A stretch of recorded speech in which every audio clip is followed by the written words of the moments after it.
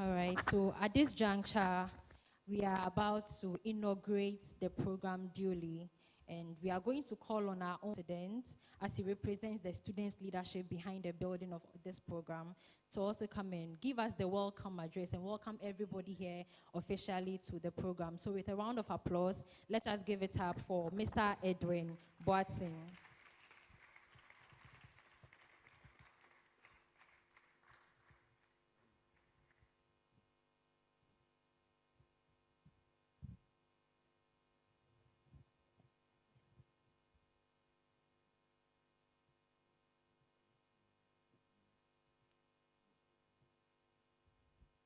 Hello, good afternoon, ladies and gentlemen. Right, the chairperson, distinguished guests, respected leaders and lecturers, cherished patrons, fellow students, ladies and gentlemen, I greet you all. I am Edwin Boateng, the president for the Sociology Students Association within the Department of Sociology and Social Work. And I welcome you all to this special occasion, held under the global theme, Ending Plastic Pollution. The event is proudly hosted by the Department of Sociology and Social Work in collaboration with the Environmental Science Students Association, the Chemical Engineering Students Association, the National Union of Ghana Students Local KNUST-TEK Chapter, the College of Humanities and Social Sciences Students Association, and also the Student Representative Council. Plastic pollution has grown into one of the most pressing environmental challenges of our time, and it threatens our ecosystems, clogs our drains, endangers marine and human life, and it contributes to global climate risk. This is not a far-away issue, as it is very much present in our everyday life. It is right here on our streets, in our communities, and also in our everyday lives. This is why today's event is so important, as it represents a powerful moment of reflection, awareness. It's not just a ceremony. It is a clear statement that as students, as lecturers, as policymakers, and as citizens, we all have a right to play in reversing the damage and creating a more sustainable future. As hosts, we in the Department of Sociology and Social Work are particularly proud to lead this conversation. Ending plastic pollution is not just a scientific challenge, but then it is also a social responsibility, as it requires not only better waste systems, but also better thinking, better habits, and stronger values. This is where sociology plays a crucial role in helping us understand the changes in the behavior and systems and attitudes that also shape our world. As students, we have a responsibility not just to learn, but also to lead. Our university is not only a place of theory, it is a place of action. What we learn in the classroom must find expression in how we live, how we speak, and how we inspire our own communities to change. The future belongs to us, but it also demands something from us. And this begins right here, with this awareness and with engagement, together with a collaborative action. We are deeply grateful for the presence of all our distinguished speakers and our guests who support and enriches this platform. Your involvement today shows that real change only happens when and also discipline comes together around a shared goal.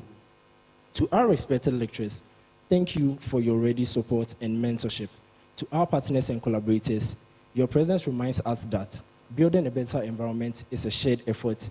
And also to my fellow students, I encourage you all to be engaged, ask questions, share ideas, and be inspired to act, because the future belongs to you and the future also belongs to me. Once again, on behalf of the Department of Sociology Students Association and also collaborating associations, we say, are you cool? And we welcome you all. Let us make this impactful, interactive, and memorable. The day has just begun. Thank you, and let's do enjoy it.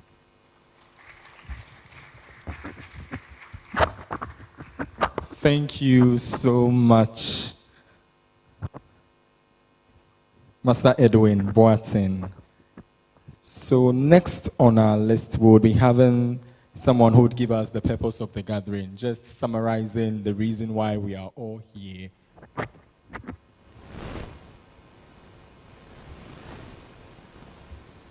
So to help us in doing that, we'll invite the College General Secretary, Priscilla Asamoah, to give us the purpose of the gathering. Ladies and gentlemen, distinguished guests, may we give it up for her.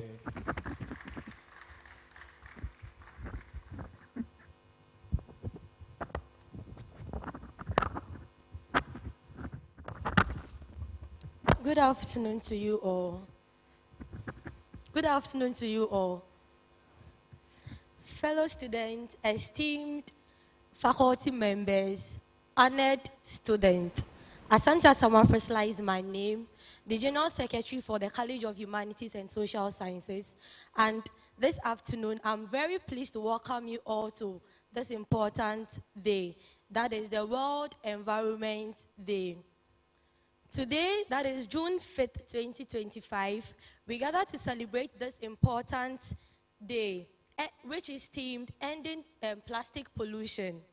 As students, we play a critical role in addressing pressing issues pertaining to plastic waste in the environment, of which we know that this can, at the long run, affect our health and well-being, not only the environment as a whole.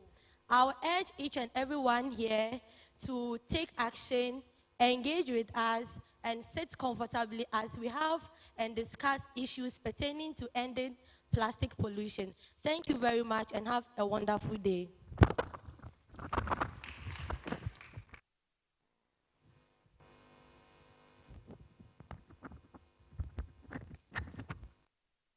Thank you so much. So I've just been prompted right now, since our dear College General Secretary, the purpose, the reason why we are here. This morning when I woke up, a thought came to mind. You see, over the past few years, we've had different themes about plastic. Use single plastic, end plastic pollution now, and this year, UN is telling us that the theme for this year's World Environment Day 2025 is ending plastic pollution. So I just want to ask briefly one or two questions from the audience. What do you think makes this year very novel, very different from the other themes? And what do you think you can do to achieve this mandate? Any volunteer? Or we should still come around? Maybe we should go around. We should come around. Yes. The purpose of the gathering, we are already aware that the theme for today is ending plastic pollution. So what do you think makes it different than the previous themes on plastic pollution? And what role do you think you can play to achieve this?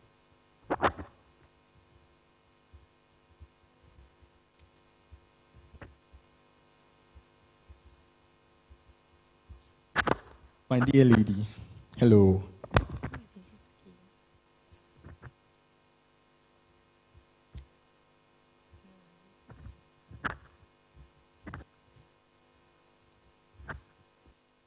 Hey, the people are shying away from you.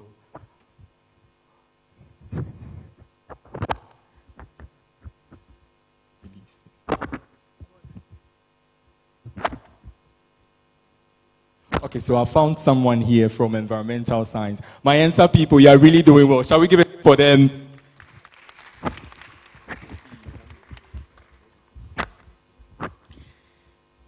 Okay, so I'm Billy from environmental science. I think this year's theme is a very good thing because we have realized that most people don't have enough knowledge about plastic pollution. They know what it is, but they don't know the major cause of it, and they don't know how it affects our environment. So I think with this program and with the team, we can have enough knowledge about what is that, so that when we go out there, we'll be able to impact others too. Yes, please. Thank you very much. Thank you so much. And one thing that she said that caught my attention, that when we are done, after spending 1 hour, 2 hours, 3 hours here, it wouldn't go to waste. We'll be able to impact others and tell them that this year, these are the measures we are putting in place in order to achieve our theme. Let me take one more response from a gentleman. Yes. My guy in glasses, hello. Hi. Okay, I'm Andy from CHISA, Chemical Engineering. My take on the theme is more centered on how such strategies, I believe the strategies are already being placed. We have the innovative minds to bring about these plans, but the strategy to implement it in this era is what I am thinking about and hoping to find out more about. Yeah, thanks. Thank you so much. Sorry. Can we give it up for him? Yes, so indeed, we are the change, we are the voices, we are the ones to make an impact. And I hope after our distinguished guests and speakers address us, we would have tidbits and insights on how to end plastic pollution. This time, we have to make a change. Thank you so much. So continuing with our program for today, we have the honor to have certain dignitaries and distinguished guests in our midst. So to help me in introducing them, my co-MC.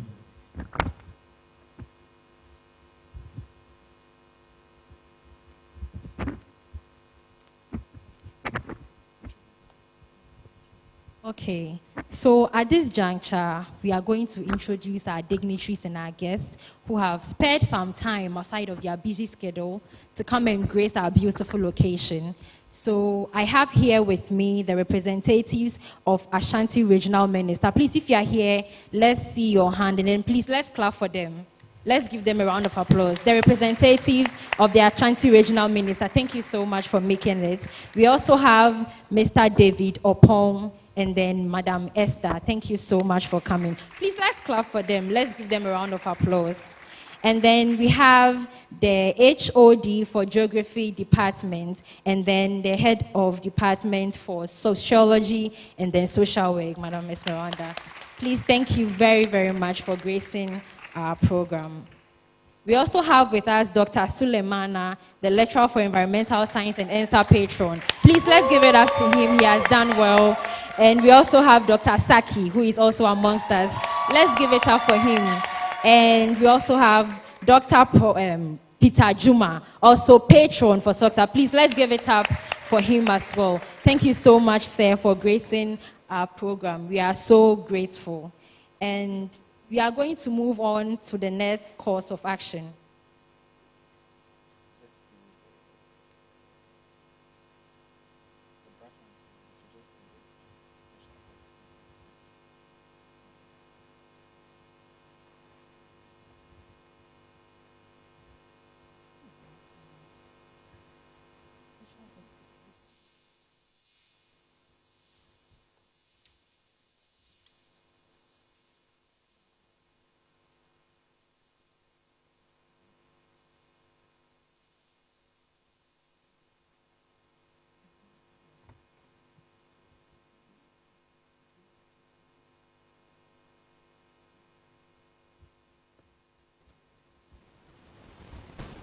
So sorry for the hiatus. We are trying to get a couple things together. So at where we are right now, we are going to invite one of our distinguished guests to come and give us a message. And if we are talking about people that give you hope about climate change, like when you look at the environment, there are some people that they give you hope that, oh, climate change can be fixed, or that plastic pollution can be solved. So we are going to invite one of the guests who can give us a discourse on how to envision a better future for our environment. So I'm going to invite Professor Peter Juma to come and give us a goodwill message on the theme. Please, let's give it up for him. Or you can do better. Let's clap for him as he mounts the stage.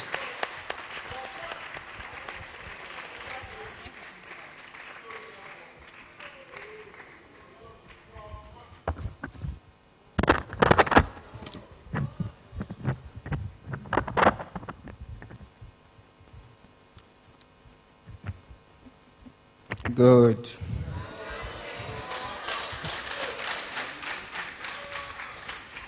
Okay. I mean, this is just a goodwill message. It's not really to go into the issue of ending plastic pollution. There are some key personalities here who are going to give us some presentations, and then there's also going to be a discussion on the topic. But indeed, I'm excited to be part of the program, World Environment Day 2025. It is an honor to be here. We've been planning these things over the period, and indeed, it is exciting. But just briefly before I give some encouraging messages, we need to reflect on certain things. It's important for us to reflect. Ending plastic pollution. That is the theme for this year's World Environment Day. But I want us to reflect on what is the relationship between societal values and pollution, more specifically plastic pollution. Because at times we talk about pollution and things like that, but we fail to situate it within the wider sociocultural context. So it is important for us to reflect on how our societal values, the values we have now, are influencing the pollution, general pollution, and then plastic and pollution that we are going to discuss in detail. Societal values, obviously, as we all appreciate, are more of the things that we cherish as a people.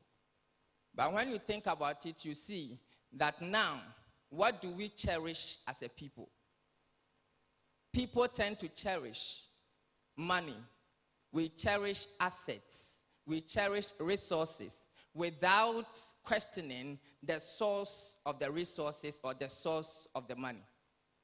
And as a result of this value that we are emphasizing, people tend to do all kinds of things to our environment because they will do whatever they have to do to be able to get the money, to get the access, to get the resources so they can gain power and authority in society. Because that is what we do. We respect people that have resources, people that have assets, people that have money. We just respect them without questioning the source of it. So people tend to do all kinds of things, polluting the environment. And that is why you see galamsey going on, because people want to get resources and gain power without us questioning. So we tend to value money more than human life. Values. What do we value as a people? If we value money more than human life, then we'll do whatever we have to do to get money, irrespective of its effect on human life. When it comes to plastic pollution, you realize that still people value resources and value personal satisfaction, immediate gratification. We want to satisfy ourselves immediately.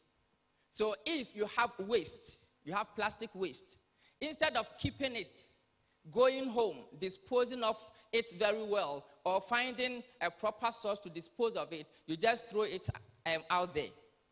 You want to satisfy your own self now, but at the end of the day, what you have thrown out there gets into the gutter, choke the gutters, cause flooding, impacting on human life. People are dying because of the values we have. So what I want us to just reflect on now is that the values we have as a people can affect the incidence of pollution and plastic pollution. And as we go ahead and discuss these issues, we need to be examining the effect of societal values and culture on the incidence of pollution. I'm just here to say that indeed we are all welcome. And indeed, I believe that we're going to have a fruitful discussion, very insightful. This is all part of the learning process. Learning is not just about going to stay in the classroom and then getting lectures. These are all part of the learning process. So as we come, we have to be open-minded and then be sure that we're going to get insightful presentations and discussions which are going to impact on our lives and make the society a better place. So let us enjoy ourselves. Let us learn as much as possible, and hopefully we'll all become better people. Thank you very much for the opportunity.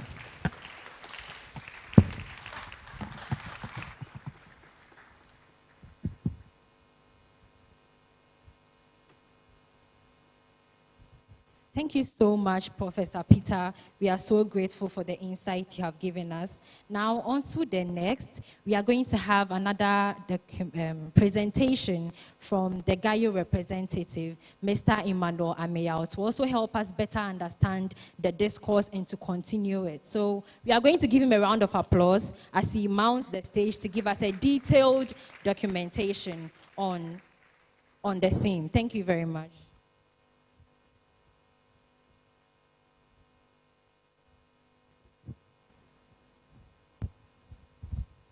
Hello, everyone.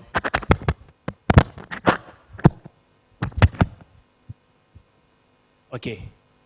I believe you're all doing great, and it's such a great opportunity to be here to give a short presentation about the Green African Youth Organization and what we are doing to tackle plastics in this World Environmental Day. So, let me just...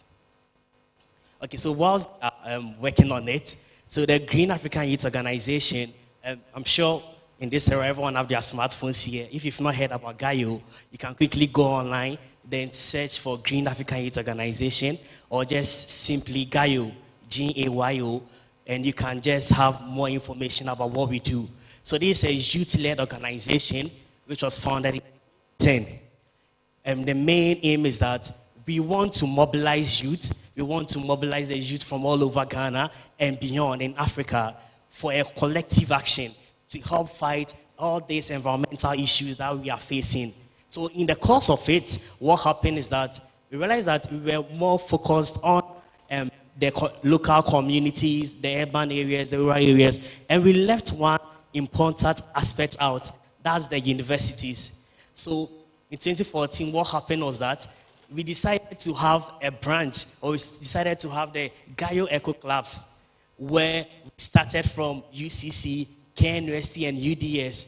And today, you can find the GAYO Echo Clubs in almost all the chapters here in Ghana. And we also have like Uganda, Tanzania, South Africa, and we also, in Senegal, we also have chapters there. And the main aim is that we want to mobilize the youth.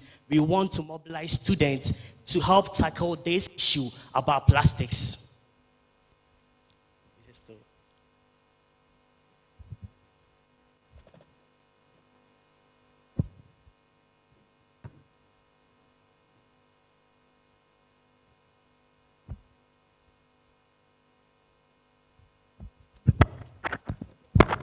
Sure. So they are still trying to sort it out. So let's go straight into why we are here today. Plastics. You know, one day someone told me something. He said, plastics are the new gods. Whatever you do, in our foods we find plastics. In our water bodies we find plastics. I'm even sure that if we take blood samples of each and every one here and we have analysis on them, we are going to find microplastic in each of them. Because everything that we are doing is being contaminated. And from one state to other, what we are doing is that we are using plastics in everything that we do. And it has become a great challenge for us. And to go up there and say that, you know, we want government, we want policymakers to come and say that let's ban single-use plastics in Ghana. It's going to take a long time because these are ways people are actually getting revenues. These are ways people are actually getting money. So what we as GAYO can do is that we can mobilize the youth. We can mobilize the students. Then let's come together. Then let's take one action at a time. Our little effort and our little action that we are taking can help save the environment, can help with all these issues about plastics. So what we've been doing is that there's one main campaign that we do here, and it is called Plastic-Free Campuses. And with Plastic-Free Campuses, the main agenda is that we first have a number of waste audits and brand audits. We just don't go and have cleanups and just be like, oh, so today, GAYO Echo Club, KNUST chapter, we went to Great Hall, we had a cleanup and we are done. We've taken pictures, we post on social media. No. What we do is that we have a systematic brand audit where at the end of the day, we record data and we have a whole, report from it. And we share with our partners, an international body called Breakthrough from Plastics, where these reports are used for policies and are used to hold people accountable.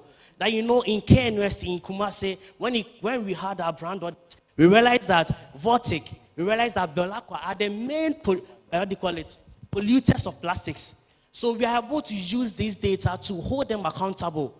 So each and every year, we have a number of waste audits across all the universities here in Ghana. Or you can mention of Legon, KNUST, UCC, UDS, all these chapters, we have, all these universities, we have chapters there where each and every year we have this annual waste audit just to gather our data and hold them responsible that this is what they are doing. And it's not just here in Ghana. sponsors or our partners are international organizations that are used to influence policies. And also when it comes to discussions at COP, the Conference of Parties, all this information are used to help influence decision making. So that's one main thing that we do as GAYO. That's the Break Free from Plastic campaigns.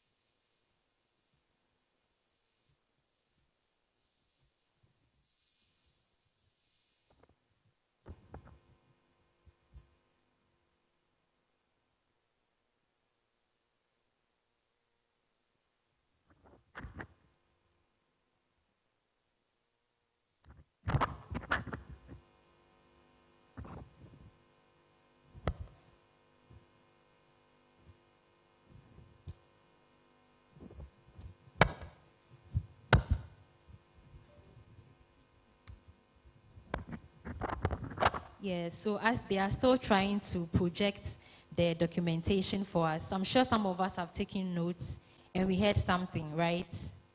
Did we hear something? Or did you write something down? Nobody wrote anything. You wrote something. So I can ask you what you heard. You are still writing. Okay, so it's on now, so we can continue. Okay, thank you very much. Yes.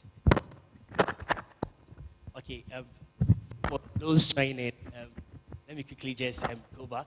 So we are Green African Youth Organization, and one thing I forgot to mention was that just last year, we won the Earthshot Prize, which was launched by Prince William, due to our achievement in terms of trying to promote clean air and also our achievement in having zero waste communities.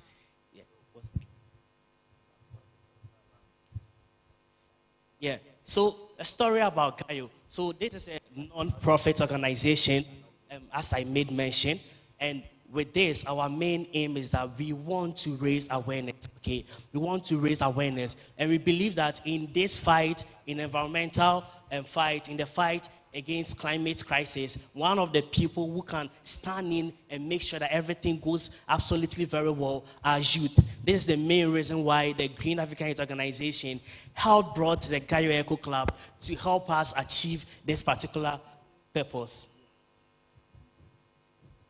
Then some of our thematic areas, we have the climate change, circular economy, disaster risk management, and also capacity building. So under our climate change, we have trees for biodiversity. And since we began, we've planted over 50,000 trees across Ghana and beyond, and still planting. Even today, we had some of our chapters in the various universities joining in the Green Ghana campaign to help promote this particular project called the Trees for Biodiversity. Then we also have the Youth Climate Council, and what the Youth Climate Council achieve is that they bring together all these youth-led organizations so that they can amplify their voices, because we have a lot of these youth-led organizations trying to talk to donors, trying to talk to a lot of people about, oh, come support we, come bring us fund. But what we do is that we group all of them together so that they can have a collective voice, and they can also have representatives when it comes to decision making, when it comes to getting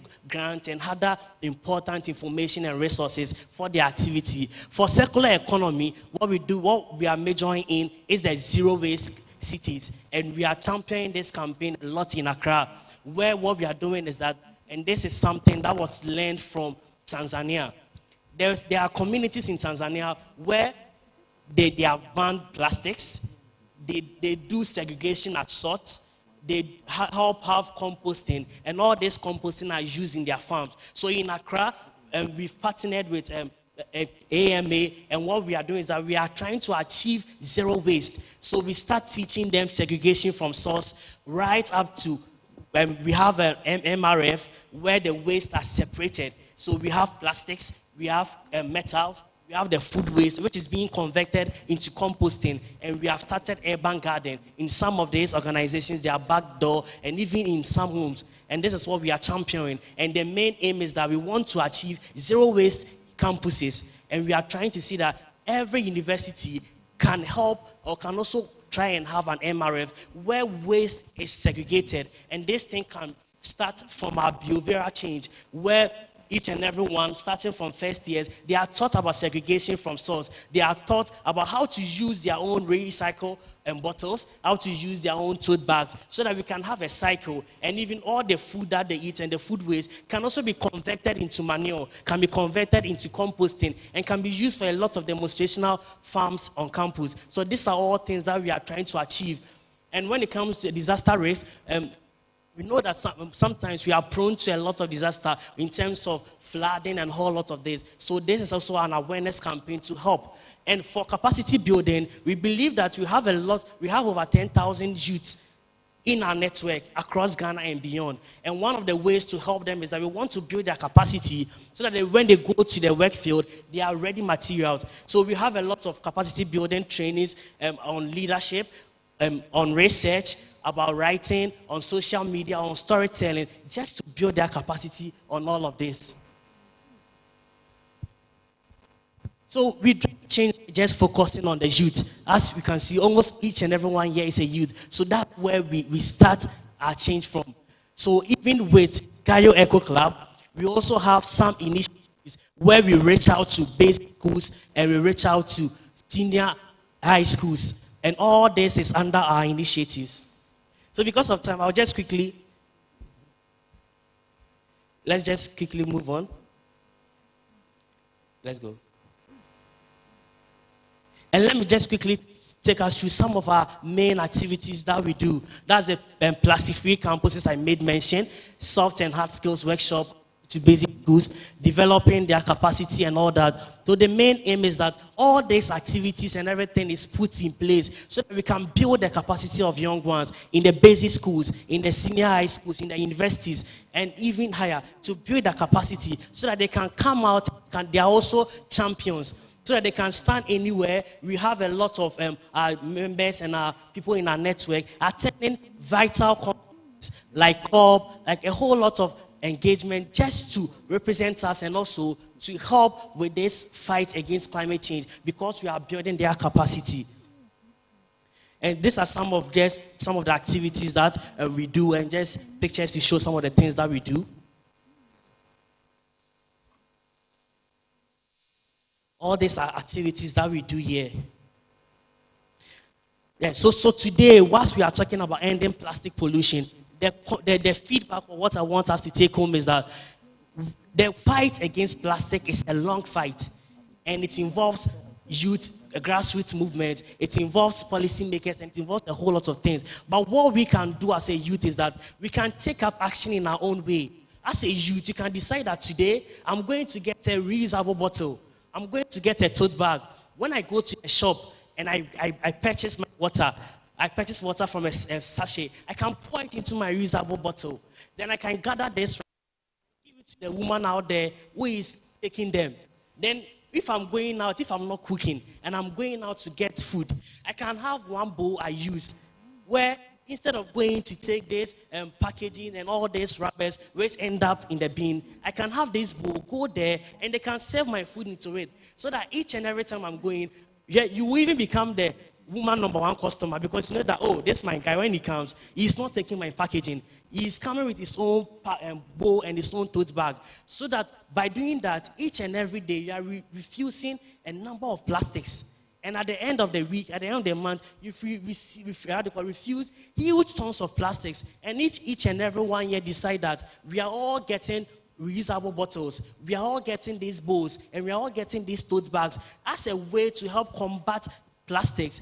We will go a long way to help this fight, because it involves a whole lot of things that we are doing. So I just want us to leave here knowing that in as much as it's a fight, it involves a lot of policies, it involves a lot of stakeholders, it involves a lot of politics and things. But as you, as a youth, as a champion of climate, as someone advocating for climate change and advocating that we can end plastic pollution, you can take this simple advice home, and it will help us move forward. So this is us as Green African Youth Organization, and as the SDG Goal 17 states, partnership.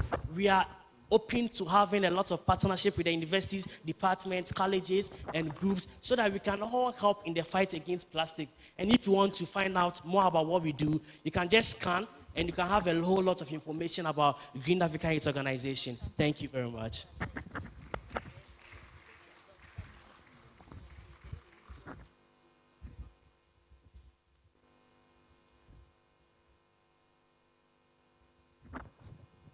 Thank you so much, our representative from GAYO. Shall we give it up to him once again?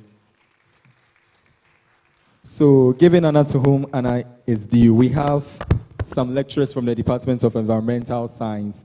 We have, please help me to acknowledge the presence of Dr. Frank Bafo Atta. Thank you for joining us. Also, please help me to acknowledge the presence of Dr. Mrs. Blessben Osei Owusu, all from the Department of Environmental Science. Thank you so much for gracing the occasion with your presence. Yeah, in the midst of introducing, we also have our representatives for Environmental Protection Agency. So let's give it up for Dr. Jackson Adia Nyantechi, the Ashanti Regional Director. Please, you can do better. Thank you so much, Doctor. We also have Mr. Makuhi Enin. Please give us a wave. Let's clap for him for joining us today. Miss Harriet Asem, Miss Deborah Ewa, and Miss Grace Adongo. Thank you so much from EPA. Thank you so much for gracing the occasion today with your presence. So, continuing with our activities for today, we are going to have a spoken word recital from Madam Miss Seiram. Shall we give it up for her?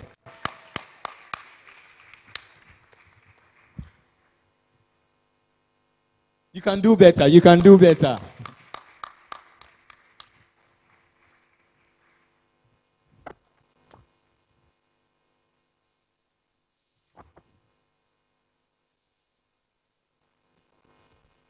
We build convenience from crude oil, a legacy of throwaways, and now our ocean mourns in silence.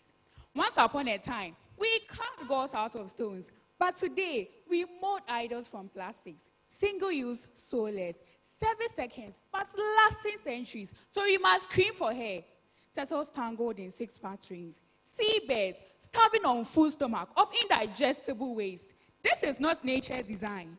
Microbeads in our rivers, microplastics in our veins, convenience costs more than coins can count. We sip from shores that outlace our grandchildren.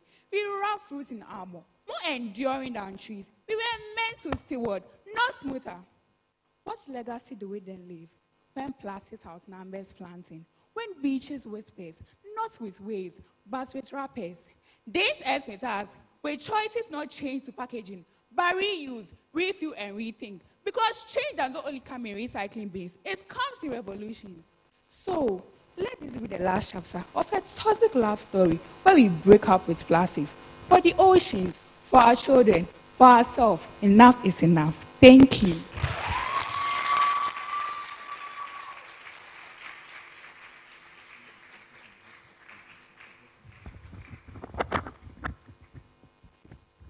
Thank you so much, Miss Sarah. And please, let's clap for her once again. She has done so well.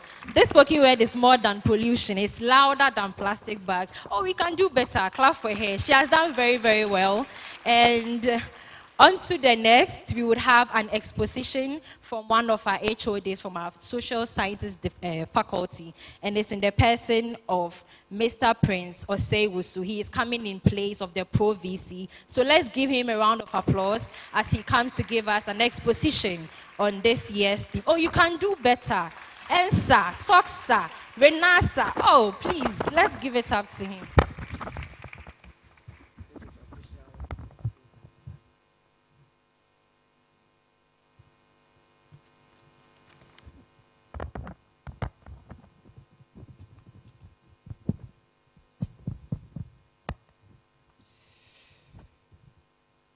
World Environment Day.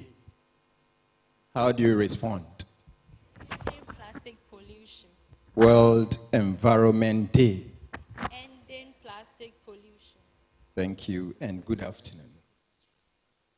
As I was sitting down there, I was reflecting on how I personally contribute to the problem of plastic pollution. And if we all as individuals contribute to this serious problem, then the time is now for us all to also know our responsibility of contributing to the solution by ending plastic pollution. I am here in the stead of the Pro Vice Chancellor, Professor David Asamoah, who really wanted to be part of this celebration, but another equally important assignment has taken him out of campus. So this is a speech of the Pro Vice Chancellor, Professor David Asamoah. Representatives of the Ashanti Regional Minister, Honorable Sadat Ahmed, MCE of Oforikrom Municipal Assembly, distinguished guests from EPA, colleague faculty members, our dear students, media partners, ladies and gentlemen. I am here on behalf of the Pro Vice Chancellor, Professor David Asamoah, to deliver an exposition on the theme, Ending Plastic Pollution, which has brought us together today in commemoration of the World Environment Day. On this World Environment Day, we gather to confront one of Ghana's most pressing environmental challenges, plastic pollution. The statistics paint a sobering picture of our nation's struggle with this pervasive problem. Ghana generates approximately 840,000 tons of plastic waste annually, with this figure increasing by 5.4% each year, driven by our growing population and rising per capita plastic consumption of 3.4% annually. What makes this crisis particularly alarming is that only 9.5% of this massive waste stream is collected and recycled, leaving the vast majority to pollute our environment, clog our waterways, and threaten our ecosystem. The impact of plastic pollution in Ghana extends far beyond mere statistics, manifesting in real environmental disasters that affect our daily lives and natural heritage. The Kole Lagoon in Accra stands as a stark example of how plastic waste has transformed our water bodies into ecological disaster zones where untreated industrial waste and massive quantities of plastic debris have severely disrupted the lagoon's natural ecology and compromised water quality. Along our beautiful coastlines, plastic waste litters beaches and contaminates marine ecosystems, while our river serves as highways for microplastics to reach the oceans, contributing to the estimated 8 million tons of plastic that enter marine environments globally each year. In urban areas across Ghana, plastic waste clogs drainage systems, creating breeding grounds for disease-causing vectors and contributing to flooding during rainy seasons. While rural communities face soil contamination that threatens agricultural productivity and food security. The health implications of this crisis cannot be overlooked, as microplastics have been detected in our coastal lagoon sediments and are increasingly infiltrating our food chain. Research projects conducted by our university, KNUST, and the University of Cape Coast have documented how plastic pollution affects water quality, aquatic life, and ecosystem services, with far-reaching consequences for human health.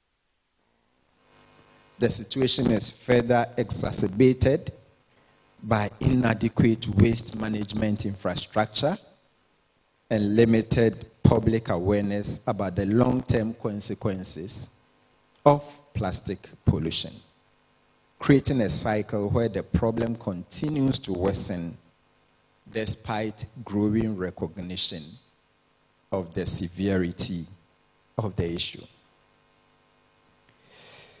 To address this crisis effectively, Ghana must implement a comprehensive, multifaceted approach that tackles both the symptoms and root causes of plastic pollution. First and foremost, we must strengthen our waste management infrastructure by investing in modern collection systems, expanding recycling facilities beyond the current 9.5% capacity, and establishing integrated waste treatment centers in major urban areas. The government and its development partners should accelerate the implementation of the Ghana National Plastic Action Partnership initiatives, which provide a framework for multi-stakeholder cooperation in reducing plastic pollution. We must also introduce and enforce stricter regulations on single-use plastics, following the examples of other African nations that have successfully banned plastic bags and implemented extended producer responsibility schemes that make manufacturers accountable for the entire life cycle of their plastic products. Education and awareness campaigns in occasions like this must be intensified at all levels of society, from primary schools to universities, market associations to corporate boardrooms, ensuring that every Ghanaian understands their role in addressing this crisis of plastic pollution. We should promote local innovation in plastic alternatives by supporting research and development of biodegradable packaging materials using locally available resources such as plantain fibers and other agricultural waste products.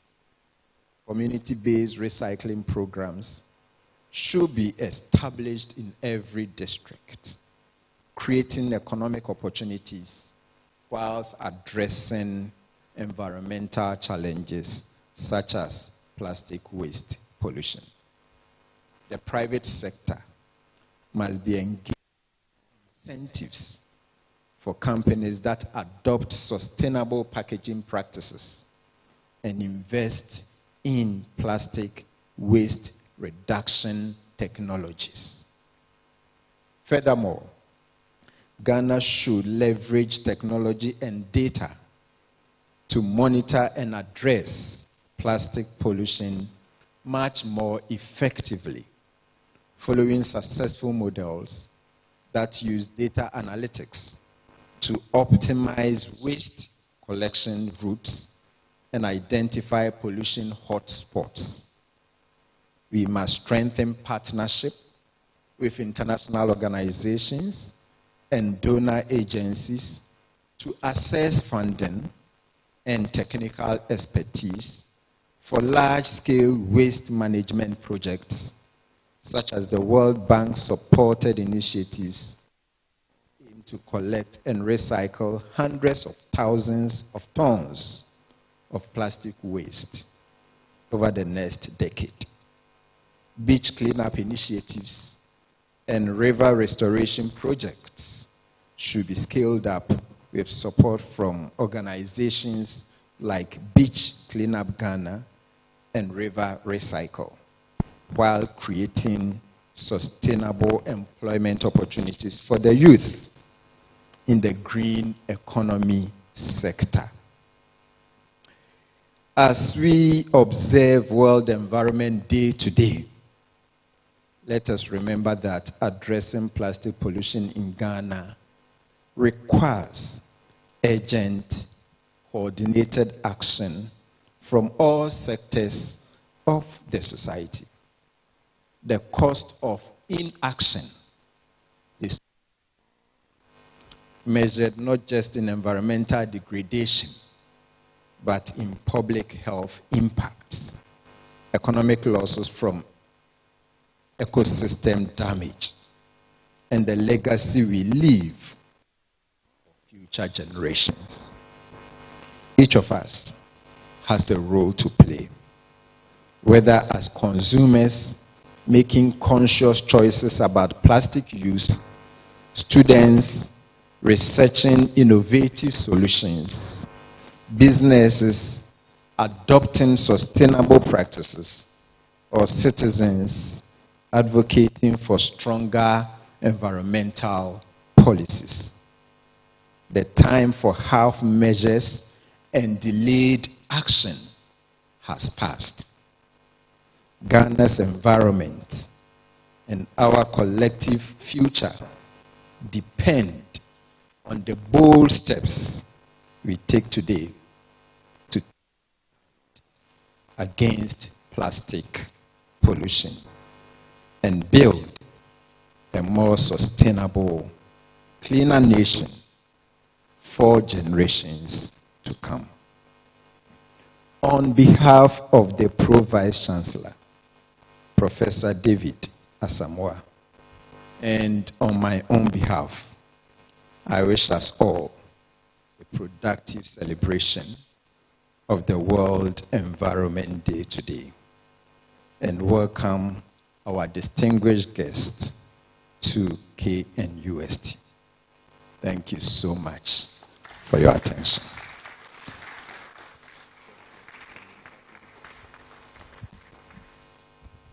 Oh, we can do better. Please, let's give another handsome round of applause for our Professor Prince Oseiwusu. He has given us a very powerful speech. And if knowledge is indeed power, I'm sure some of us are supercharged. So as we are all here to get ourselves abreast with this year's theme, media, I want to inquire. So I'll come to you and ask you what you heard. So I'll pick 3 people, one from here, and then one from this section. So if I come to you, or if you want to willingly volunteer and ask or tell us what you heard, I'll be glad. But if I give you the microphone, you can't disgrace the association. So if I ask you what you heard, you just say briefly what you heard out of the whole presentation. Please, are we good? Are we good? Okay. So I see this, beautiful lady here. Please, can you tell us your name and what you heard out of the presentation? My name is Lugna Benedicta. What I heard from the presentation is us ending plastic pollution. And what I want to share is he talked on us being individuals that we must carry in order for us to end plastic pollution. Thank you so much, Ms. Benedicta. Please, let's clap for her. She has done very, very well. And I'm also seeing this beautiful lady here. She's also going to tell what she heard out of.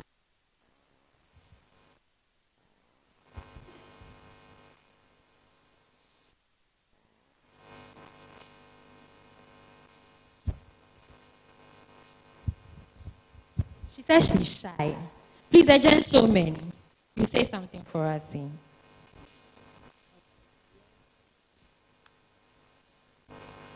All right.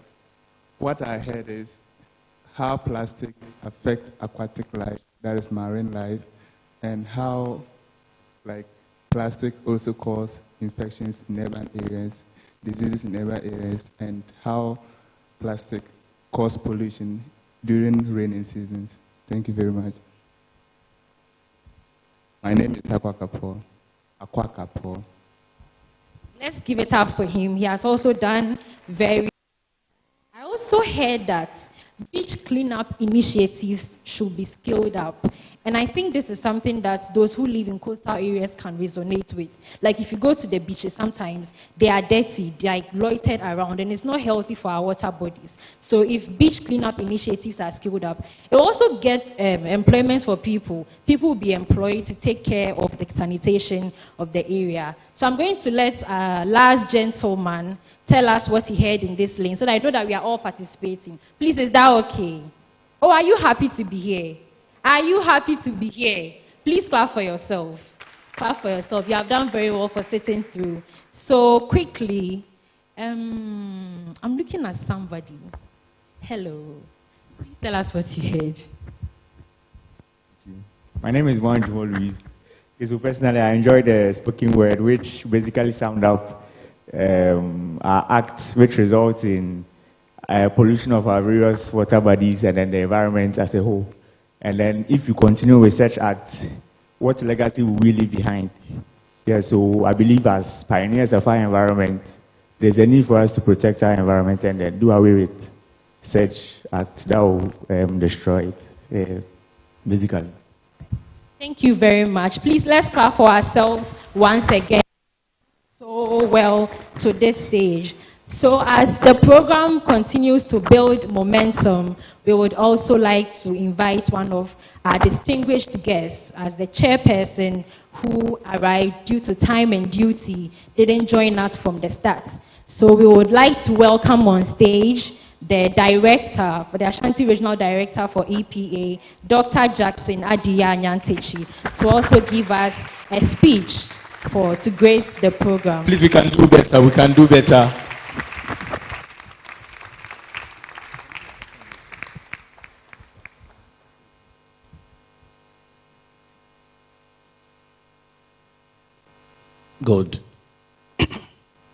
Good evening to all of us. Prof. Chair,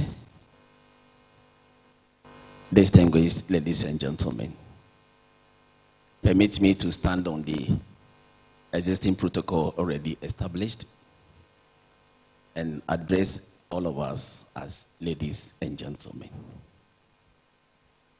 I bring you greetings from the Chief Executive Officer of the Environmental Protection Authority, Professor Nana Ama Brown Kluchi. In fact, looking at the importance that she attaches to this particular program, she wanted to be here herself to give this kind of address. But you know, today, the World Environment Day program has coincided with this launching by the President, Tree for Life. So she couldn't make it. In fact, she promised joining us virtually, but you know, just as I spoke with her, she's engaged. So I'm standing in for her. In fact, she extends her greetings to all of us. To me, Prof. Owusu-Ansah has mentioned almost everything that I'm going to say, but I want to add some few things just to provoke you. You look at the theme, ending plastic pollution. Under this circumstance, no other theme could have been selected other than what has been presented to us. It's very apt and timely. Why am I saying that? This morning, I was trying to review literature to listen to what other authors are saying about plastic pollution. And I came this, and I was so marveled. Literature was telling me this morning that the whole world, the global plastic waste production stands at 480 million metric tons annually. And what is so worrying is that out of this, Ghana is generating 380,000 metric tons annually. And out of this, as Prof. has just mentioned, only 9.5% of this is collected, segregated, and recycled, meaning that the remaining 90.5% is left at the mercy of this fragile ecosystem. This is worrying. Again, I got to realize that out of this 380,000 metric tons, 40% of this is made up of the single-use plastics. 40% of this, which is so serious. And I kept asking myself, then what are we doing to ourselves? Because the environment that we have now, we are borrowing it from the future generation. So if we are doing this today, then what will be left for our generations yet unborn? It's so worrying. Again, I got to realize that we are all caretakers of the environment for God. God created the environment for himself. Because according to scripture, Psalm 24 verse 1, Bible says, the world, the earth, and all the resources therein belong to God. So it means that we are just caretakers. If you want me to say, the watchmen and the security for God. Taking care of the environment for God himself. God did not create the environment for us, but he created it for himself. And we are just managing it for him. So people argue that the name a man that God gave to us is not by chance, but it's an acronym that depicts something that we must all remember. The other people, or Bible scholars, are saying that the M we have in man, manage. The A we have in man stands for admire. And the N we have in man stands for nature. So it means that the whole duty of man, apart from serving God, is to manage and admire nature.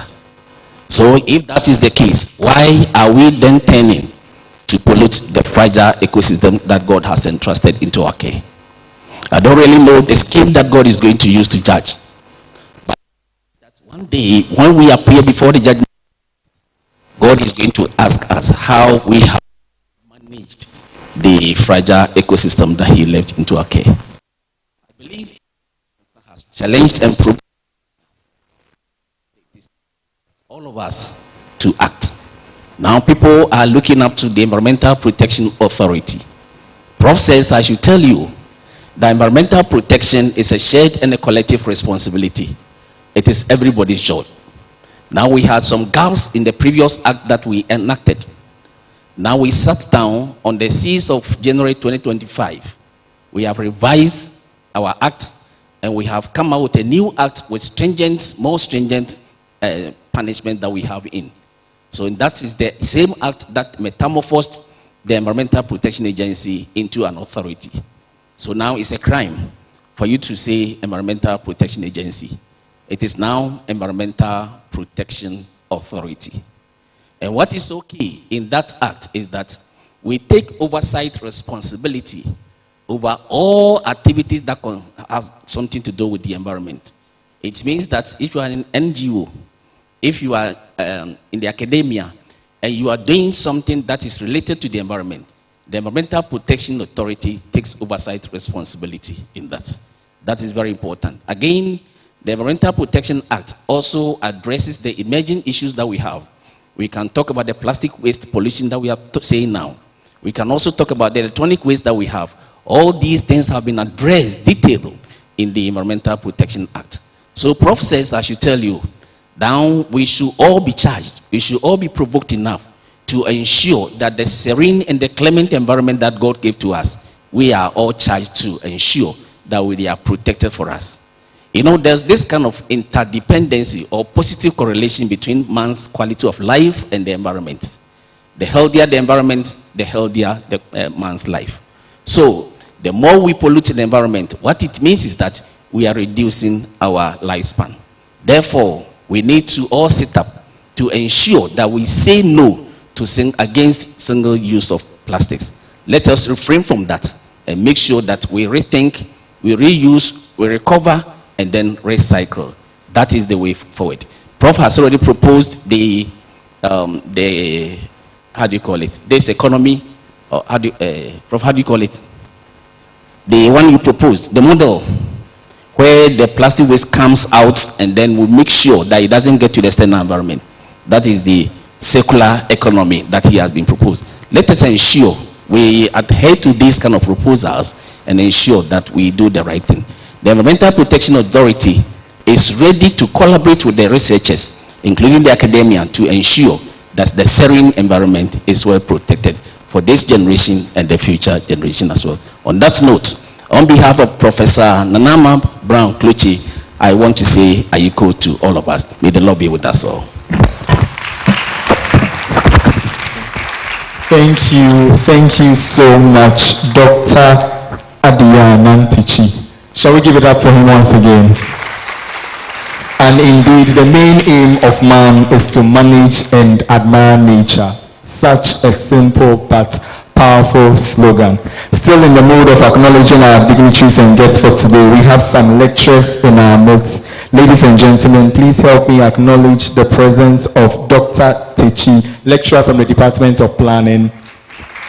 Dr. Amabra Gojima, lecturer and patron for the Department of Planning. We also have with us here Dr. Edward Asamoah, patron for social work at the Department of Sociology and Social Work. Thank you so much, our distinguished lecturers, for joining us. Moving forward, we'll be having an icebreaker session from one of our very own students. He goes by the name Density. And many of us who have experienced his sketch knows that when this gentleman mounts the stage, he brings in powerful words that invokes inspiration. So with a round of applause, please let's welcome Density as he gives us a poetry recital.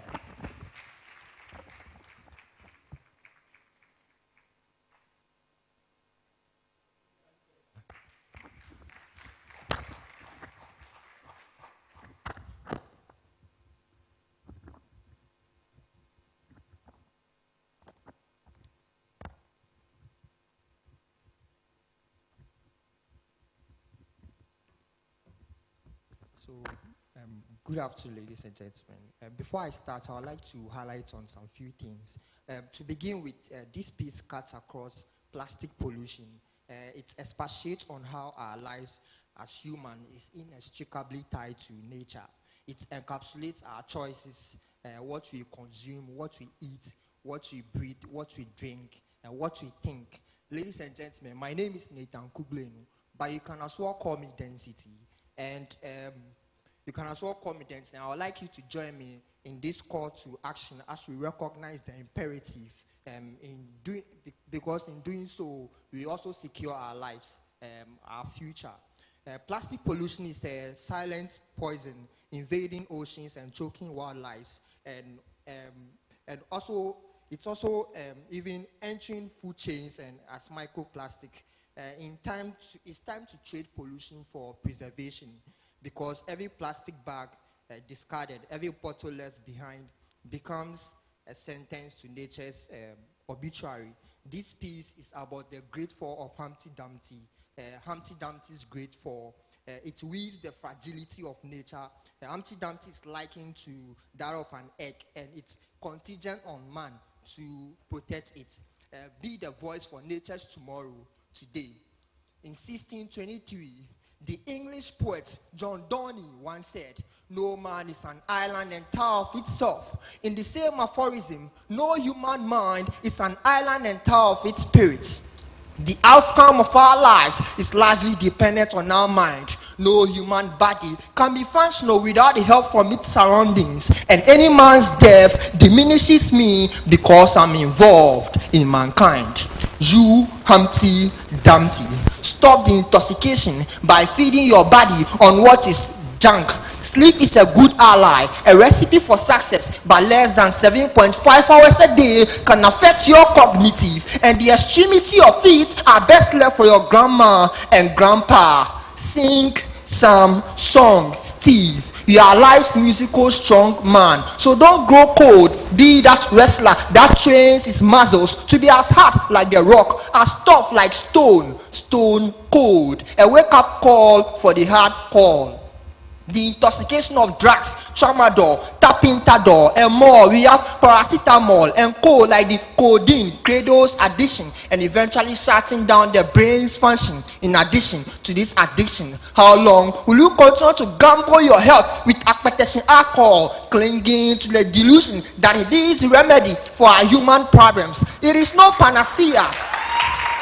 It is no panacea. Their powers dwindle, their prowess is diminished, and their smooth financial muscles continue to shrink. A life once as vibrant as color yellow is now painted red in debt. Stop suffocating your lungs by the accumulation of greenhouse gases from the combustion of exhaust pipes of cigarettes. You, Humpty Dumpty, stop the intoxication. Drink enough water, about 10 glasses a day, to allow flow of oxyhemoglobin for revitalization. Before a gas diffuses, it must effuse. Take a deep breath. Breathe about 1 liter of air, about 100 quintillion oxygen gas molecules for proper purification and diffusion. What you feed your mind, body, and soul is what will dictate your future self. Do you want health, fitness, peace, success, and happiness? It's not okay to stand still. Even still waters still runs deep. You awake your desire, transmute them into their physical equivalents, put them to work, connect, let them work. Network is net worth. You want to be better. Your choices must be better. Stop feeding your body on drugs, leaving saturated fats. You must consume better, not junks. An apple a day keeps the doctor away. The food you eat today will affect your future anyway, on visual, mental, and energy level. Like a diet on a beam balance. Let's level up and balance this diet with your potential energy. Activate these muscles above the bone mass. A power called muscular force. Let's amass this Newton. This isn't a new thing, Isaac. Like in workout, let's come together, work together, and produce some jewels. A sound body is a sound mind. Make your backyard a farmyard, or live your life in making your kitchen store a drugstore. Pay the farmer today before you compromise your future health. Pray in the pharmacy like Humpty Dumpty. When you fall, not even the wall, Peter or Paul can restore and bring your body molecules back together again. When you fall, not even the king's horses, the king's men can bring and assemble your body molecules back together again. not even FDA, neither your double-stranded DNA, nor your single-stranded ribosomal RNA that codes for these body proteins can synthesize your nucleotides and bring you back to life. There is this popular adage that there is none so blind as those who choose not to see, and there is none so deaf as those who choose not to hear. If the walls have ears, the environment has eyes, it can see, it seemingly has nerves, and can potentially feel, it has guts, and can choke when it swallows garbage, it has lungs, and can strangle from greenhouse gases. The aftermath is global warming effect. The environment has a mobile skin with silver lining and can shield from solar radiations. It has vocal cord and can be loud like the thunder when pressured. It can be furious like volcano, and like earthquake, it Shakespeare. It shakes its peer surroundings to release stress. It even has the ability to save and more. In fact, it's a living organism as we are, and when it dies, we die. So treat your environment, treat your natural surroundings, treat every singular atom and energy, treat every particulate matter, what is wet, cause these building blocks, when they come together, they matter. Life isn't as agile as the monkey that swings from tree to tree without a fall. Life is as fragile as an egg, so protect that yolk, cause when it falls, then you know, YOLO, you only live once. Ladies and gentlemen, I'm the scientific poet, and I go by the stage name Density, mass per volume. Wow, you can do better, you can do better.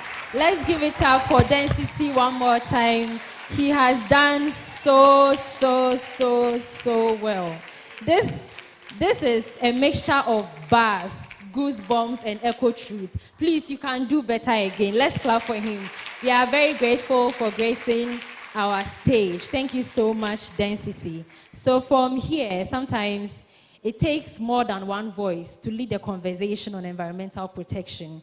So we are also going to call on our SRC Vice President to help give a speech to embrace this program and to lead us to understand what the Leadership Fund is also willing to bring on board to properly manage the environment. So with a round of applause, let us invite His Excellency, King Afo.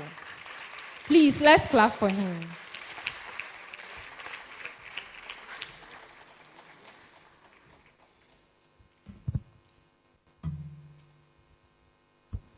Good afternoon.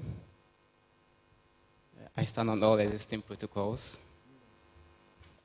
It is an honor to stand before you today, especially among my fellow students of disciplines at the heart of real change. My name is Samuel Afo, US also Vice President. And anytime I get the opportunity to stand before an audience filled with students, I become so grateful because I think a year ago, I was entering your classrooms, your dormitories, your rooms, soliciting for your helps and all. And when I came here, I've seen some familiar faces. I think I see angels somewhere around here. And then even after we came into power, those of you who have still been holding up to us to make sure that we're fine, I think I can see Kekeli too here, and my fellow Katachie too over there. And I'm so grateful to each and every person for what you did for us last year, myself and then King, Nana Francis.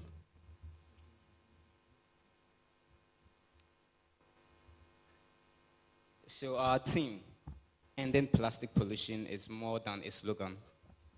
It's a challenge and an opportunity. We know the data, millions of tons of plastic end up in our oceans, our soil, even our food systems. But beyond the science, this is a human issue, one that affects livelihoods, health, and justice. As students, we hold the keys to innovation, developing sustainable materials, improving waste systems, and restoring ecosystems. And as students, we understand the behavior of policies and the power of community-driven change. Together, we are the bridge between solutions and society. So I urge us all to use our voice, our skills, and our research to push for action. Say no to single-use plastics, promote sustainable practices, challenge systems that favor convenience over sustainability, And let us be the generation that didn't just study the problem, but solve it. In lieu with this, the SS Entrepreneurship Fund will be coming. And in lieu with the team, I think most of us are creative and we can come up with bold solutions that could tackle ending plastic pollutions. You sign up for it, you get a seed fund, and then you can become the next greater person. Thank you very much and have a wonderful day.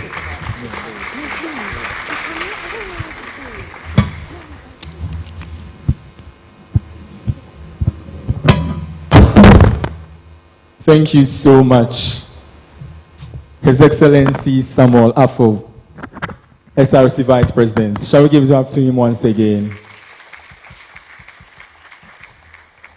So at this moment, we would have a short exhibition presentation from EchoPlus. Our media team, please, are we ready?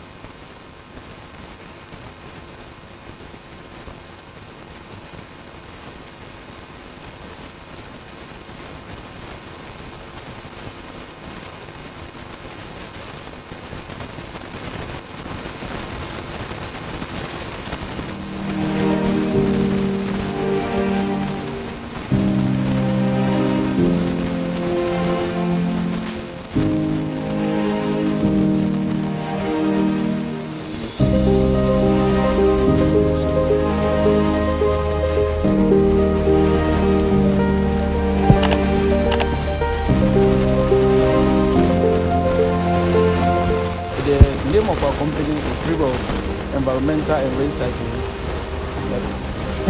So we process. It looks like there is a problem with the sound. So since the sound is not coming, we are going to invite our rep from EchoPlus to come and give us a short presentation on what they do. So Mr. Emmanuel Nimo, kindly mount the stage and take us through what your organization does. Pollution. So we are calling everyone. This is a collective responsibility. We have to come together to do away with. Hello, good afternoon. Please, since the sound is not coming, I think I have to throw more light on what the video is about. So, EchoPlus is a firm that was founded here in KNUST way back 2021. Our main aim is to recycle plastic waste into valuable products such as plastic pellets and plastic food, that is pyrolysis. We approach to this plastic problem in a pragmatic way, but not in a theory part. We believe that just telling people to keep plastic waste, just they shouldn't dump it in the dustbin is not enough. But how to recycle it, and not just recycling it to valuable products so that they can be processed to other quality goods for human consumption. So yesterday we had some students from KNUST to our factory, and what is on your screen is we recycle plastic waste into pellets, and these pellets will be further processed to plastic waste, plastic products such as plastic bowls, plastic chairs, and polytank. So we buy the plastic waste from these women who goes around to collect the plastic waste, and we further recycle them. Our main aim is to help the environment and also create employment for the people, especially ladies. In our environment, ladies are mostly marginalized, and we believe that we encouraging them to go around bring us plastic waste is going to create employment for them and also help the environment at the same time. So this is what this video is all about. In the meantime, maybe whenever we get opportunity to meet students again, we are going to share how each student can leverage on environmental pollution, especially plastic pollution, to get income, because what is in there is liquid content, that is water. But after you drinking the water, the trash there is a treasure that can actually bring down unemployment in Ghana. Thank you very much.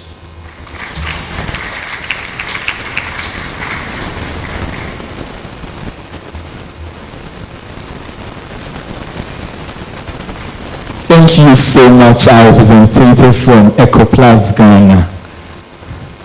So at this moment, as you can see, we are having some tables mounting our stage. We are having certain props coming on stage. And so to help us do this, we'll be having a short sketch, a drama representation of our theme for today by the Environmental Science Students Association. So ladies and gentlemen, with a round of applause, let's give it up for them.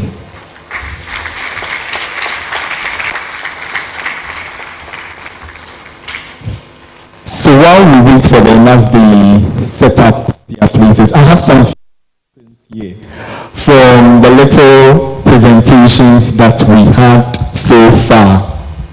Per your view, what do you think is the best way for we to treat this canker we are facing on plastic pollution?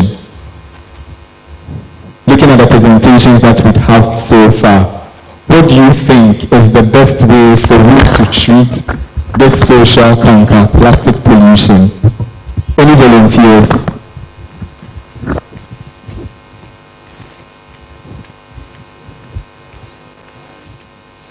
Mr. Benjamin. Thank you very much. I think recycling and reuse is the best way to treat plastic pollution. Thank you. Thank you so much, Mr. Benjamin. So Mr. Benjamin says that recycling and reuse is the best way for we to end plastic pollution. Are you ready? So I think our drama people are ready. So ladies and gentlemen, once again with a round of applause, let's welcome the drama team from the Environmental Science Students Association.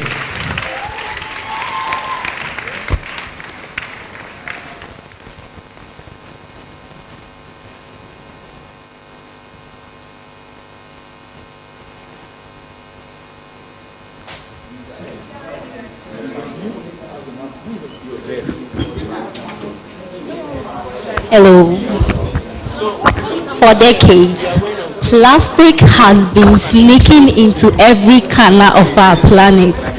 Our ocean, our river, our streets, and even inside animals. But today, we bring plastic on trial for several crimes. Will justice be served? Stay and stick with us throughout our drama. At the end of the day, we will know whether justice was served or not. Thank you.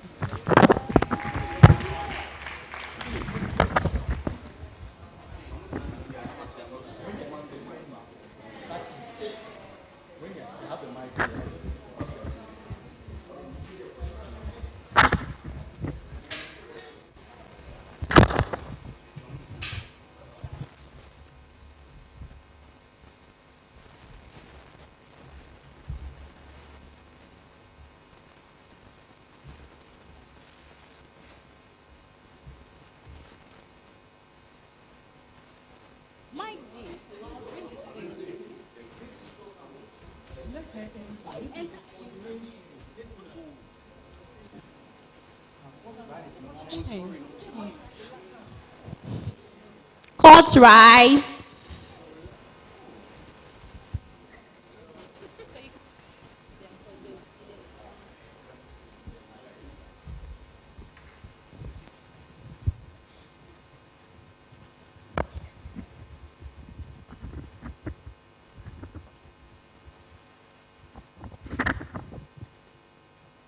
Please sit down.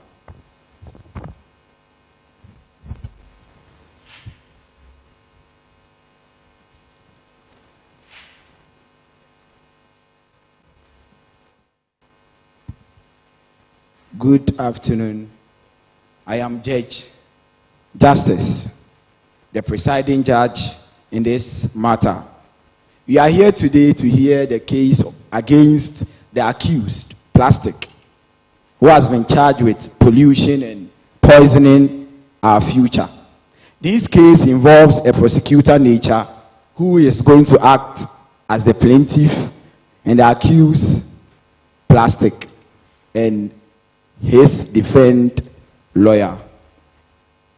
My court expects honesty, clarity, and professionalism throughout the proceeding. I call on the accused to present himself. And before that, I'll call on the plaintiff, the prosecutor nature, to take his place on my right, and then the defense lawyer to take place on my right.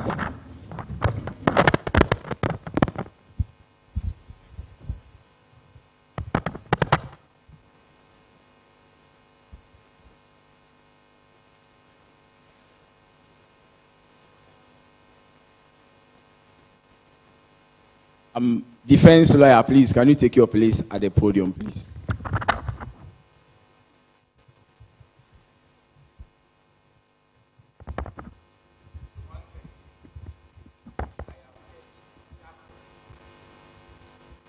And this is my court. Yes, so I'll call on the prosecutor to give his opening statement.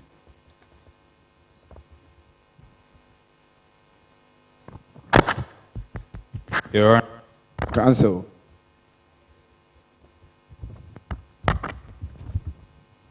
Your Honor, I am Prosecutor Nature, and today I am before your court with a case against Mr. Plastic here, that he is no friend to our earth. This is my case, and I present it before you.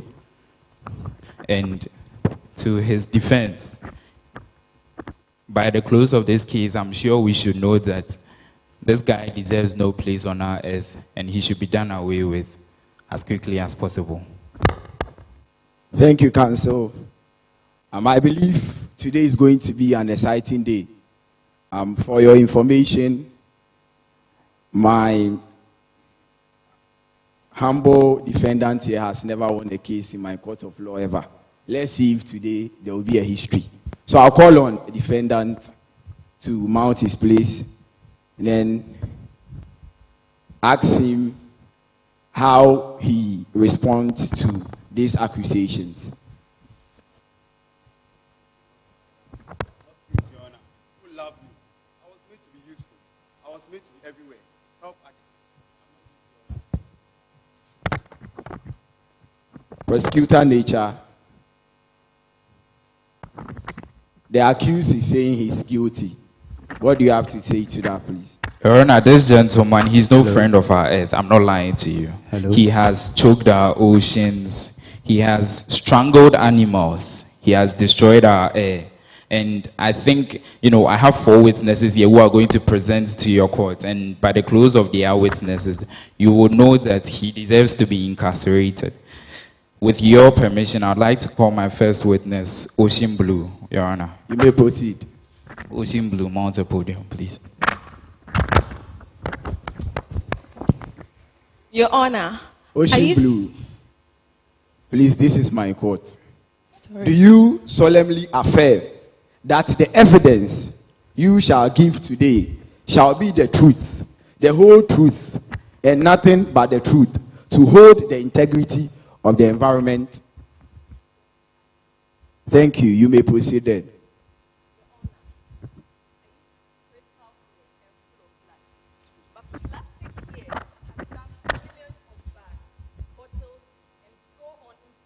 Objection, Your Honor. Ocean. Objection overruled. Counsel, please resume your seat. Sorry, you may Your Honor. proceed.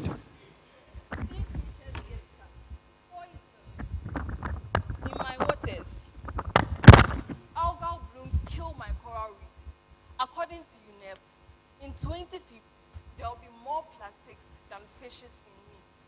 imagine? I am dying. Your Honor, that was my first witness. And per the first part of my case, yes, you know that what my case is presenting is very true. Thank you, Oshimblue. Your Honor, with your permission, I'd like to move on to my second witness, if you'd be comfortable with that. You may proceed, counsel. My heir, please come up.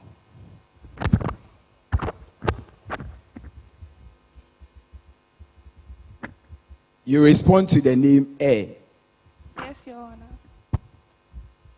Do you solemnly affirm that the evidence you shall give today shall be the truth, the whole truth, that holds and instills the integrity of the environment? Yes, Your Honor. I.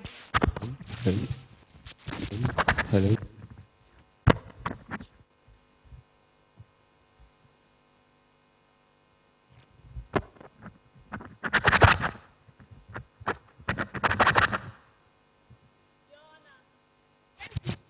Try to. Sorry.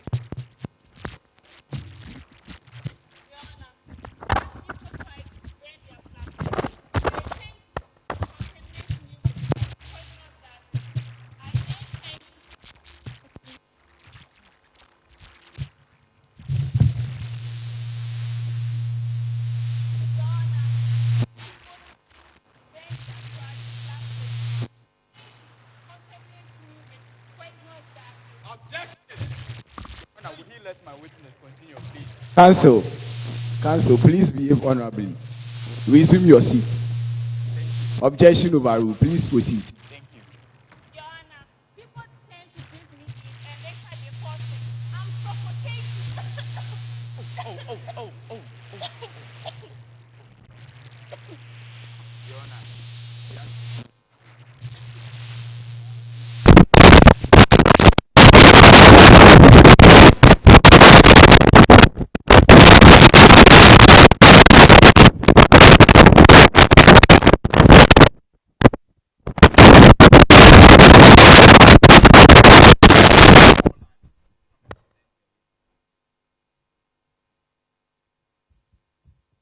Land. Hey, I just bought a land at Agbogbolushio. Land, please, do you solemnly affirm that the evidence you shall give shall be the truth, the whole truth, and nothing but the truth, to hold the integrity of the environment?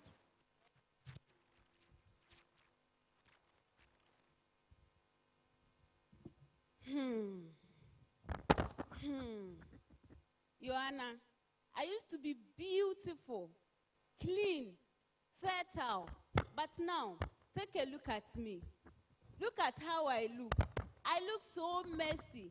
I'm covered with sachet water bags, takeaway bags, broken buckets. I'm no more a land. I'm now a landfill. Oh, come on, Just land. You look act like at I how dumped myself on you. Oh, no, you plasticness. I forgot you work here yourself. Is it my fault? Exactly. Ask those who tossed me like yesterday's were Your Honor, will he let my witness continue, please?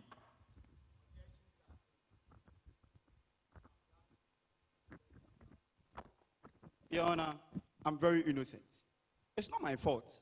Is it my fault someone used a water bottle and threw it in the gutter? Nobody used me. No, everyone is trying to make me worthless. Your Honor, people crave convenience and throw away responsibility. Your Honor, I'm tired. I'm choking. I'm choking. I can't breathe. You've choked my gutters, blocked my drains. How can you tell me the made story? Mosquitoes breed everywhere. I used to grow food, but now, see, I grow trash. Objection, Your Honor.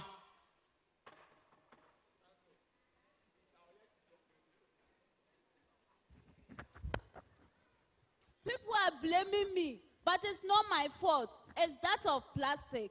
Your Honor, this is my matter. Your Honor, that was my third witness. And honestly, I'm not happy with how plastic here is misbehaving. My witness is presenting and he's just causing commotion in your court. But then, you know, we are here to present justice and I know you will do so. I'd like to move on to my fourth and final witness, who will let us all know that something has to be done about plastic. It's very important that I call upon Mother Earth to come and present her witness as well.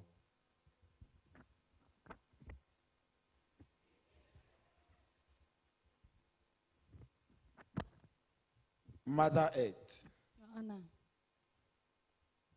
you are welcome to my court. Please, do you solemnly affirm that whatever evidence you give today shall be the truth, the whole truth, nothing but the truth, that holds the integrity of the environment? Yes, I do, Your Honor. Please, you may proceed. Your Honor, plastic. I nurtured all your creatures. I give them trees, rivers, gold. And now, look at what they made of you, how they used you. I ache with every choking gutters, every dying animals. My forest cry, my ocean screams. I'm suffering. Please leave. Thank you, Your Honor. Yes, that was the final presentation, the final witness from Mother Earth. Your Honor, I would now like to close my session of the case. As you've heard, my case is very real. It stands strong. And it shows that plastic here should not be allowed to leave this court without a very strong lifetime sentence, Your Honor. Thank you, counsel. So, plastic, you stand accused of... Okay, Your Honor. Yeah, good afternoon once again. Yes, so as a defendant's lawyer to my dear plastic, I think he has done nothing wrong, Your Honor. I'm counsel, please. I said plastic. So please, can you resume your seat and let Honor, the accused speak? Plastic lawyer. I said plastic. Please resume your seat. Sorry, Your Honor. Thank you. Your Honor, I refuse to be the scapegoat here. Yes, I'm everywhere, but take a close look. I'm very useful. People use me very well. I was made to carry groceries. I was made to store food. I was made to store products. Now see, someone can just use me and just throw me away like that, like I'm a worthless. Look, you know you are useful, but you've been abandoned and overused. Is it my fault? Your Honor. It's not my fault. If I don't even know what to say. Your Honor, just temper justice with mercy. I'm being accused of grave crimes, Your Honor. Your wig here is made of plastic. Your Honor, I'm very useful. Your Honor, it's not my fault.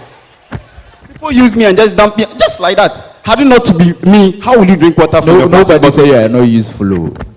Nobody said that. I'm very useful. Friend. I know my right. I know my worth. You are useful, but then you've been abandoned. He is not making my client to talk. Objection.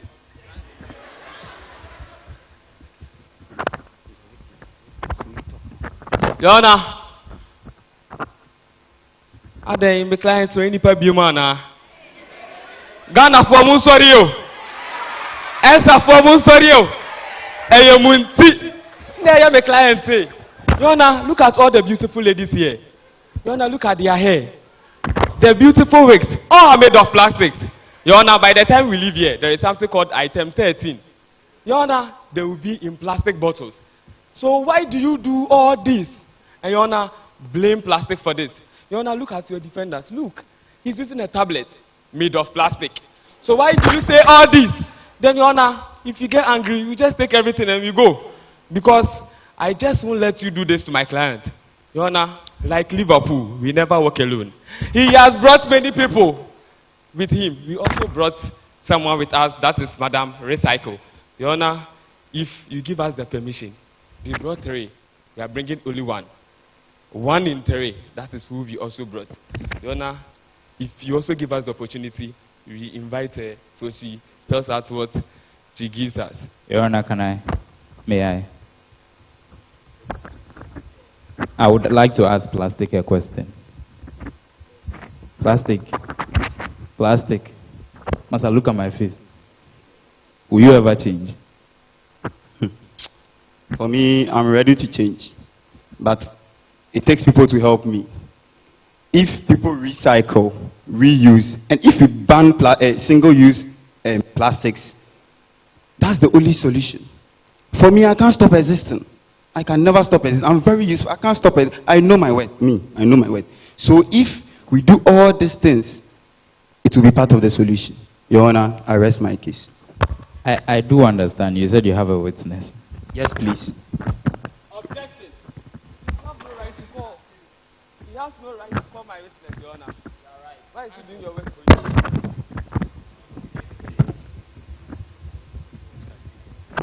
So, Madam Recycle, please come for us. Thank you.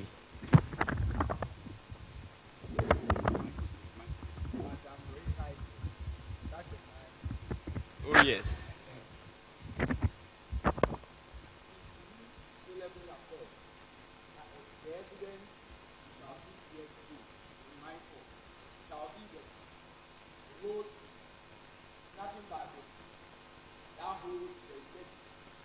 Yes, I do. Your Honor, what plastic said are true.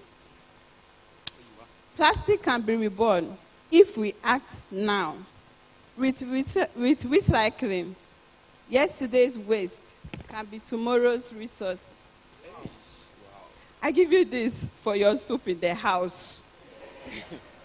Thank you.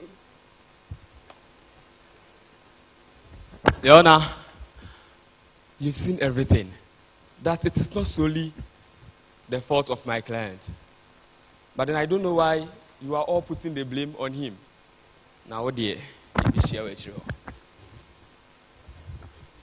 Oh, I said Yebeshia. I said nothing wrong. Yebeshia. Thank you, Council members. So we've all heard the case, and then we've all heard the witnesses, and then the accusations they've made. This is a nice artifact. A plastic bottle into a nice spoon I could use to fetch light soup this evening. Once again, I'm Judge Justice, and this is my final verdict on today's trial. Very well, plastic. Your words hold truth. You bear some guilt, but so do humans. This is not the end. You serve a sentence, plastic, of being recycled and reduced forever and ever in prison. The real punishment is also on us, humans, to change our habit and to take care of Mother Earth. Look at that old woman there, very old. Having heard all submissions and delivered the judgment, I say, as the supreme and then the ranking member of this court, that this case is closed. Court rise.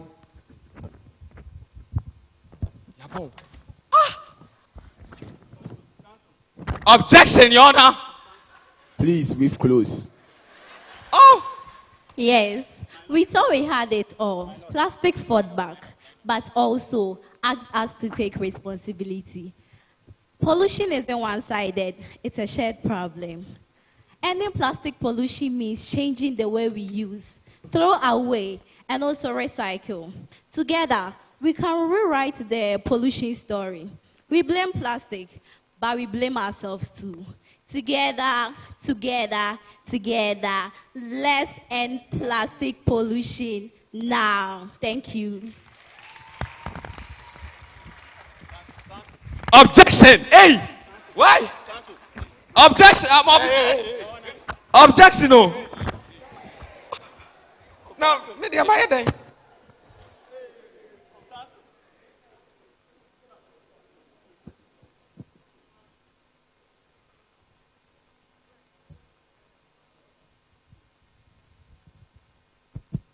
Wow, that was such an exciting and innovative sketch from the ENSA crew. Let's cheer for them one more time. They have done amazingly well, and we are very, very grateful and educated. And now that you are relaxed and I am relaxed, we are going to move on to the next course. And here we are going to invite Dr. Lillian Sapon to give us one more speech representing Directorate of Student Affairs. So with a round of applause, let's welcome Dr. Lillian Sapon.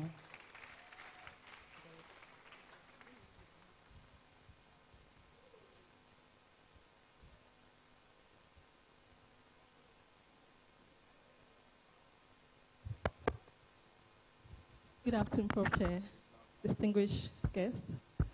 Ladies and gentlemen, I would like to proceed and relying on the established protocol, already established. I'm here to represent Professor Marian Nkanta, who could not be here today because of commitments and administration. It is an honor and a profound responsibility to stand before you today on World Environment Day, a moment the world has set aside not just to reflect, but to act. And today's theme is not just a slogan. It's a call to arms, ending plastic pollution.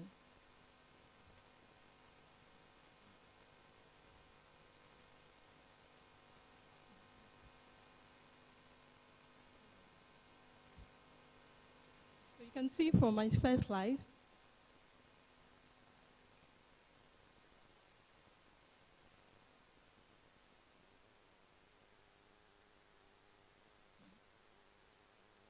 so today's theme is not just a slogan, but it's a call to arms, and we are trying to end plastic pollution. Please, can we go on?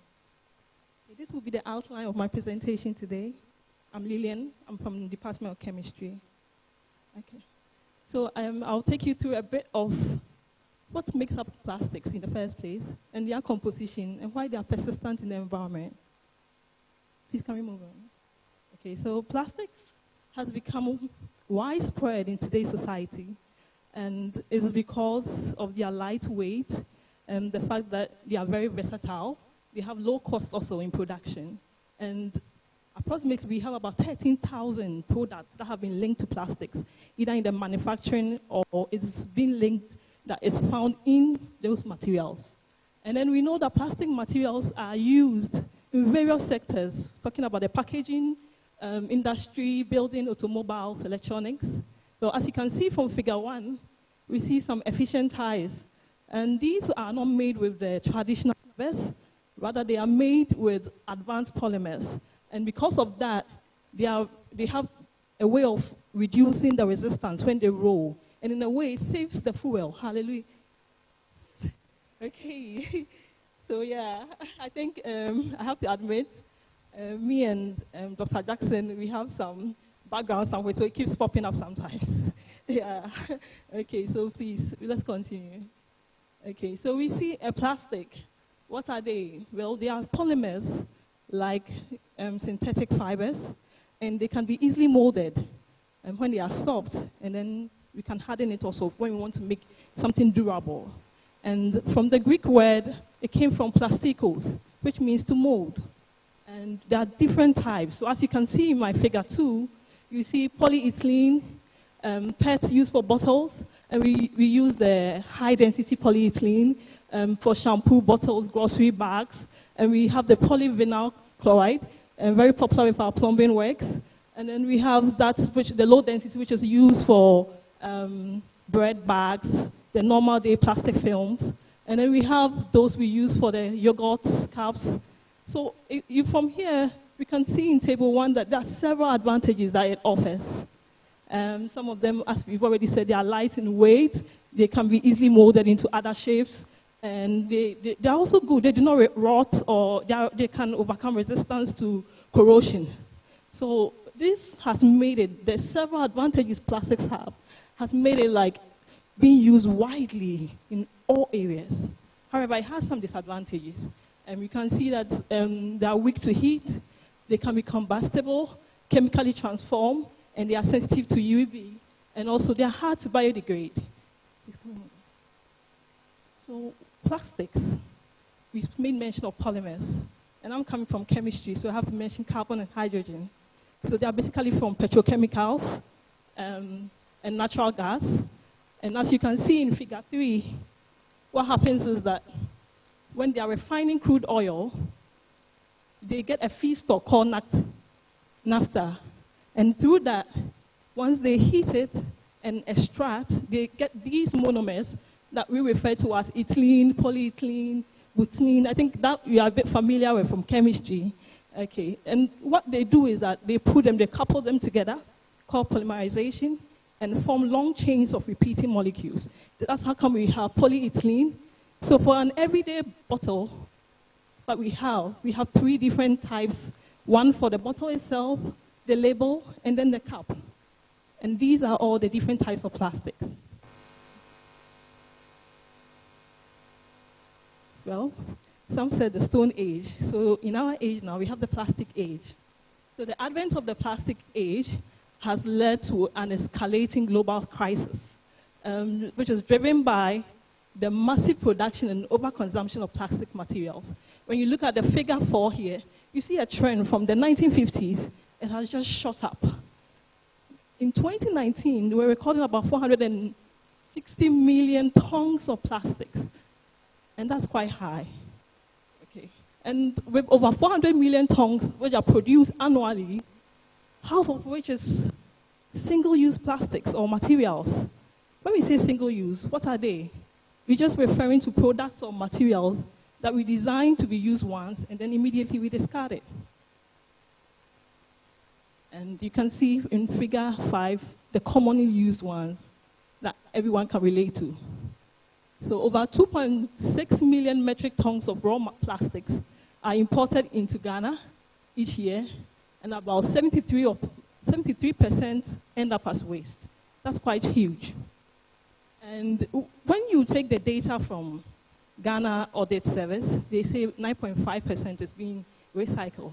But when you look at the World Economic Forum and the waste aid, their data indicate that only 5% of our waste is being recycled. This is an issue of concern. You say plastic products today will become waste in the future, and depending on the average lifespan. So single-use plastics such as the food wrappers, takeaway containers, water bottles, straws, we typically don't recycle them. So once we are done, we just have to throw them away. And this has really contributed to pollution. So we want to ask a question.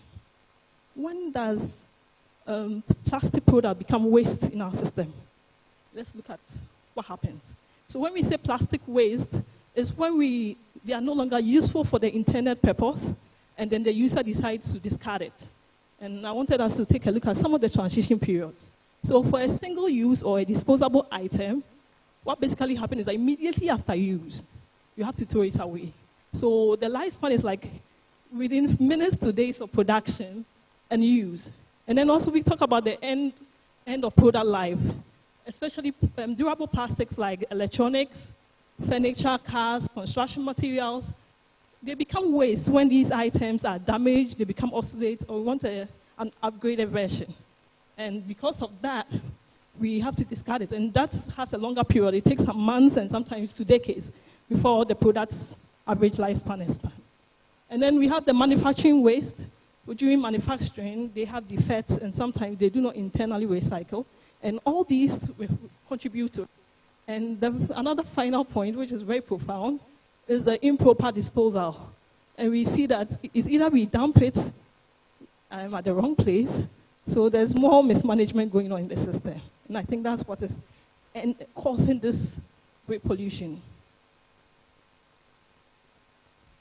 Okay, so let's look at why they persist.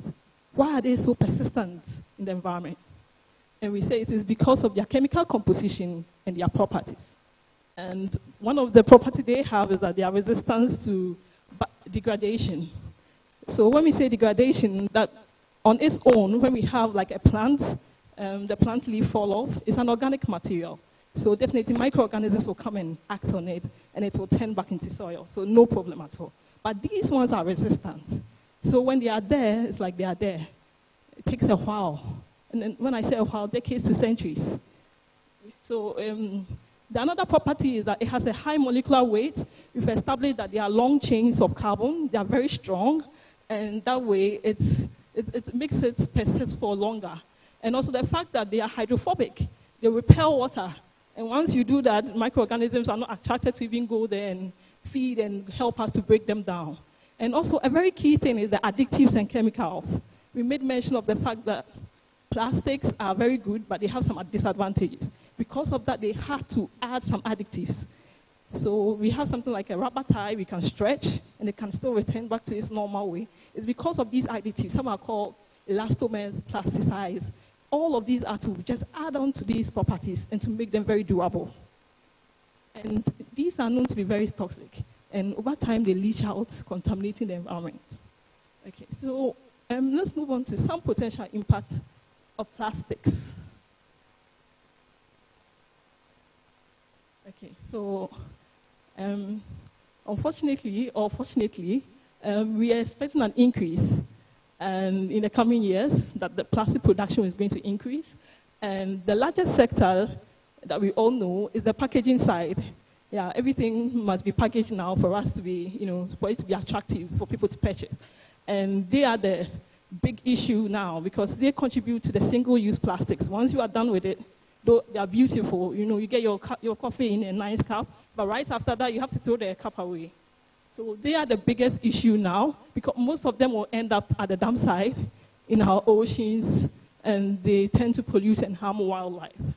Extensive scientific data on the potential adverse effects has been done on about 7,000. I initially made mention that we have about 13,000 products that are made from plastics. However, only 7,000 has been assessed, and out of that, we found out that 3,200 of them have one or more harmful issues of concern. And these include chemicals that are persistent, they are mobile, so once they are here and it rains, it moves from here to here, and then they accumulate in the body. And once they do that, they can mimic, they can block, they can alter the action of hormones, and they also reduce fertility and damage the nervous system and cause cancer. Okay, so from scientific evidence, these are the 5 major negative impacts of plastic pollution. So we have waste pollution where it ends up in our ocean and rivers, and we have the climate change. They made mention of greenhouse gases, such as methane, carbon dioxide, and all these things are released during the production because we are talking about burning of fossil fuel to get the naphtha before we get the polymers. Okay. And then we look at the economic sector. So now someone talk about the beach. Instead of going to the beach and be refreshed, you go in, it's like a dump site. So no tourist wants to pass there now. And it's affecting us. And also there's a damage to the marine system. I think they made mention of several things. We'll have some pictures to really depict it. And also food security. So in Indonesia, for instance, there was a fish market where they detected 28% and 55% of the species were having these microplastics. And these are very toxic. We're talking about dangerous chemicals. And across the world, approximately 13% is recycled, 55% are dumped, and then we have about 32% being either burnt through incineration. And sometimes they recover the energy. And you look at the figure here, you see Asia as being the top in terms of pollution of river bodies. And I think it's followed by us, right? Africa. Yeah, so there's work to be done. Okay. So I think from the pictures, it's more clearer now. The potential impact is so clear. I think we see a picture of a bird caught up in a rubber, right? I'm wondering how it will figure it out and come out of it. And we see that of a turtle, right?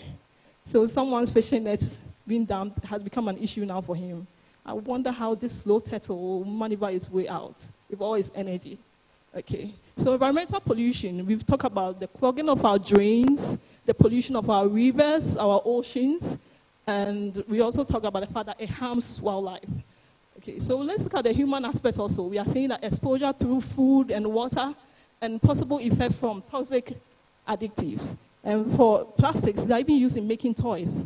And we know children have piker behavior where they want to put everything in their mouth and just be sucking on it. And these additives, I say, they are very toxic. And early exposure means more likelihood of dangerous illness. Okay, and then economic costs. We talk about cleanup and waste management expenses, and also the impact on fisheries, tourism, and agriculture. Then climatic impact, I think we've spoken a bit about green gases. We don't want here to be too warm for us, right? This is our place. We have to manage them well. Okay, so I break it down a little. In terms of ecosystem, we have the marine and the terrestrial life. and we looked at some entanglement and suffocation going on with the animals. And unfortunately, they are not able to detect that, okay, this is plastic. Everything is food, so sometimes they eat it. So it's very dangerous when it enters into the marine system. And also microplastics found in fish has been detected, as I said, in Indonesia. And also, once it gets to enter the food chain, you know, we purchase it, we eat it, so it's coming to us. And it's a concern to us now. And then also in humans, so I have to mention some of the plastic additives. I try not to go any chemical term today. So BPA is bisphenol A and phthalates, and these are very harmful. They used to manufacture plastic bottles with it until their attention was drawn that, hey, there's a leakage, because once we pick it and we drink it, these toxins have been introduced into our system. Okay, and then groundwater, so there's leaching. Once these are, as I said, improperly disposed, they end up in the soil being accumulation and then raining, the harsh weather condition, then they start leaching slowly into the environment. So we look at the sustainability and innovative innovations that are being used now. So let's go through. Let's look at some of the alternatives. So now we have biodegradable plastics. So something like prolactic acid, pH, something like starch-based, corn-based, potato starch, they are now being used because people have come to understand that once the person finishes using it, the thing will be damned. Can these microorganisms act on it and break them down so they don't accumulate in the system to cause any harm? And then we look at natural materials like bamboo, paper, glass, cloth bag. I think people made mention of tote bags. Yeah, it's nice that we have heard it today, that from hence you make the conscious effort that, okay, I'm going out to the grocery, I have my tote bag with me, I'm buying, I'm putting it in. Because when you give me the plastic, once I get to my house and I put my things down, it's not a waste. Okay. And then some innovations. So we have chemical recycling, where they try to break down the plastic. Some even try to convert it back into a liquid, where they can reuse it to manufacture other things. And then we have something like plastic-eating microbes that are now being engineered so that they can go and attack the plastics in the system and help reduce them. And then we have eco-packing, where we use agric-based, fungi-based packing. And then I think one popular thing we said today is the circular economy, where we are trying to make it a round system, where once it's produced, we clear it up. It's like a cycle, and nothing is left behind. Okay. I came across these interesting pictures while preparing the slides. We see that here, these are bricks, and they were converted. Actually, companies such as NewPlat and Integrated Recycling and Compost plants are transforming single-use plastic into durable bricks, reducing the construction costs up to 30% while promoting sustainable infrastructure. And we also have a look of, there's this man who has just come up with converting sachet water rubber into desks, school desks. So you saw him sitting on it. And I think that's very innovative, and he's from Ghana too. I think we are doing well. Okay. So we look a little at our policy, and then we'll see what will happen. Okay. So enough has been said a bit about this. We used to have the plastic linear economy, where the natural resource is there, and then we do a mass production. And then there's mass consumption, and then there's mass disposal. However, we are all looking that in future, we are moving to the circular economy, where we know that it's a system where the materials and products manufactured are used and recycled. So it's in a cycle form, and no waste is left behind. And I think this is one of the goals now. Okay. I think Prof. Chair made mention of this, extended producer responsibility. So where we hold producers accountable. So that if you know Baltic is producing bottle, we expect that you also have a system, just as they have a system of distributing, they should have a system of collecting the waste and recycling them. And that means that they have to take that into consideration when they are designing the product, make sure that it is recyclable. Okay. And this has been employed in high-income countries, especially for the single use, and is really helping. Please come in. Okay, so this is a picture of Korea, how they do their source segregation. So you see different labels on their recycle bins. And it helps because once it's segregated at that point, it makes it easy for collection and easily to just go on and recycle. And that's how come we have higher recycling rate than us. So with our limited, I think if students could work together and then we could get something like this, where we know that, okay, this bin is for this bin is for, it's easier. Zoom Lion just come and pick it up and then go straight and recycle.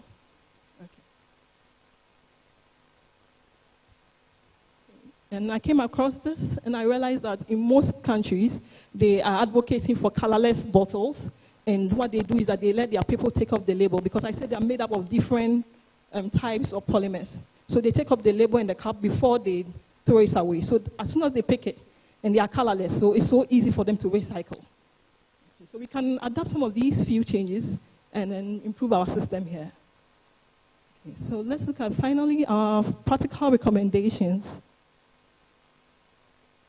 So awareness and education, I think that's what we are doing today, and it shouldn't end today. From here, we pass the word on, and I think that's how we get changes happening. So we are saying we can organize workshop and campaign. We can also reduce single-use plastics. So you have to encourage people that, oh, please, when you are going out, if you can, carry your tote bag around where you can buy and put it in instead of taking a rubber that as soon as you get home, you will just dispose of it. And then we have to also implement recycling programs, which is very key. And I think that ECHO is doing very well on that. Okay, so for advocacy, my suggestion is that we can collaborate with faculty and come up with a comprehensive plan to reduce plastic waste and to promote sustainability.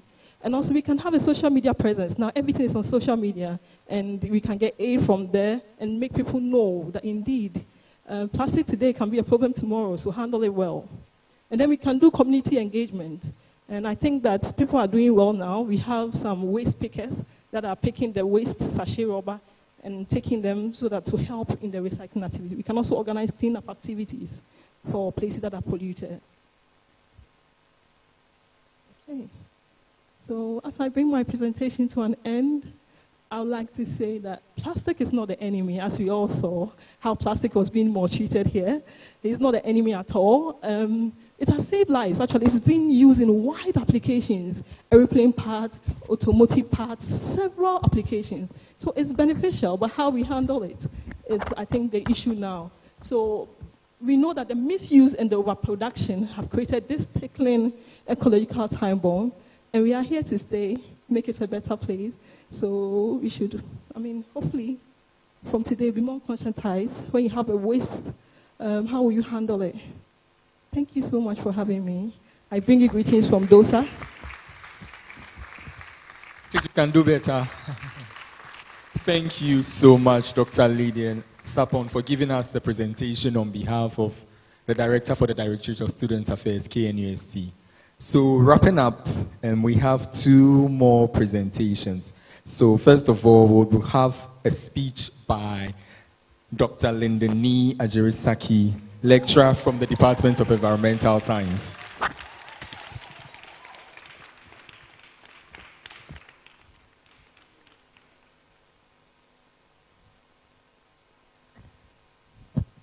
Thank you very much for the opportunity. I think we've seen that we are spending a lot of time, and we need to drive home the most important information. So if you see me here, I'm standing in for the panel discussion. And we've heard a lot. I've really seen that there's the need for us to end plastic pollution. Do you agree with me? If you agree with me, just clap. Thank you very much. I believe that we have heard so much.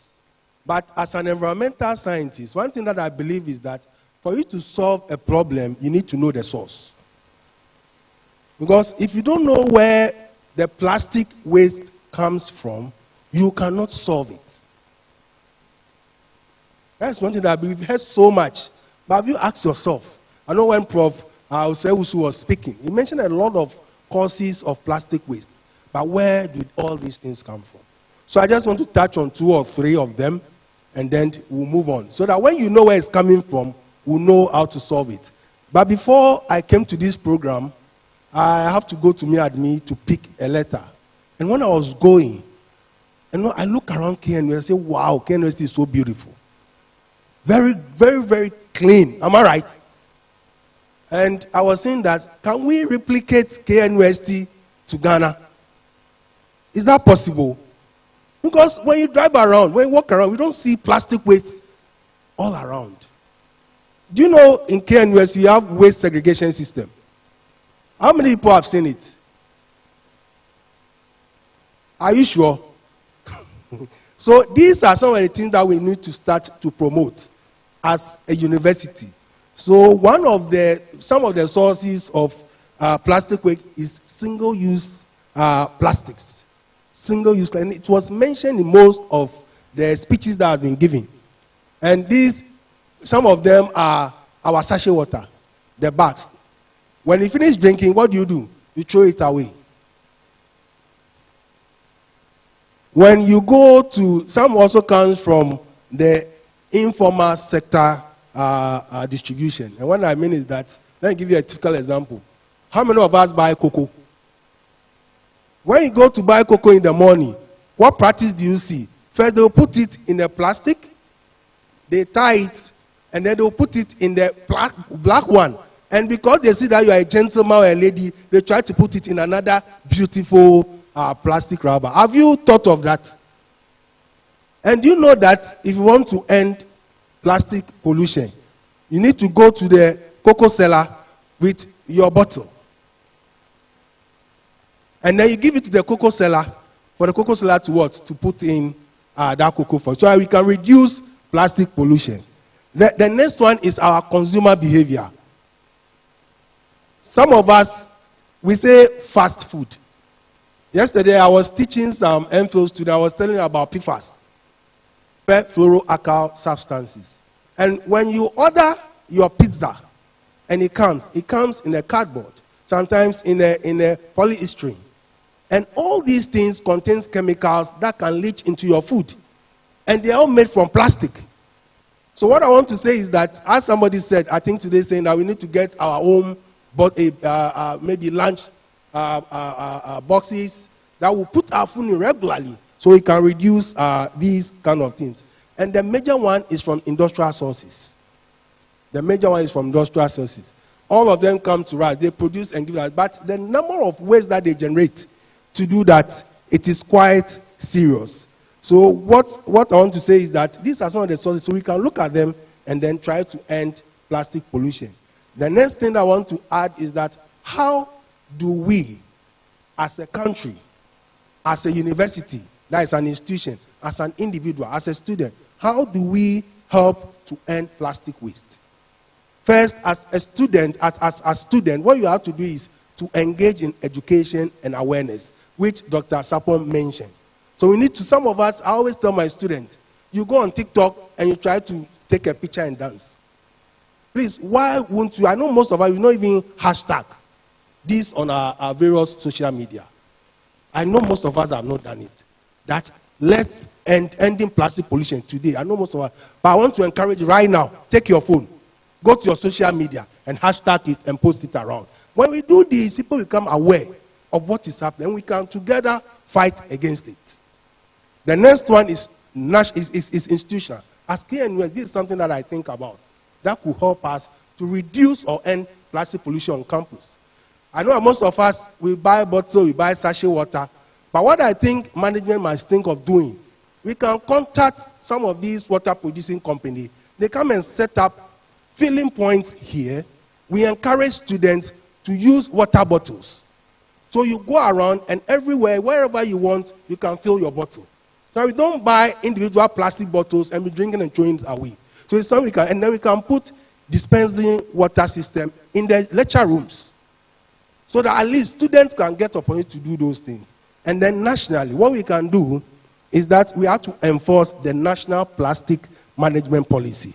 And when I was trying to review literature, and one of the statements that they made is that it took a penny decision for us to write this policy. But this is not being enforced. So one of the things that we can do to ensure that we end plastic pollution is to enforce the national plastic management policy. here I want to end by saying that pollution knows no boundary. Don't think that what somebody is doing doesn't concern you. But at the end of the day, it will get with you without knowing. Thank you very much for the opportunity.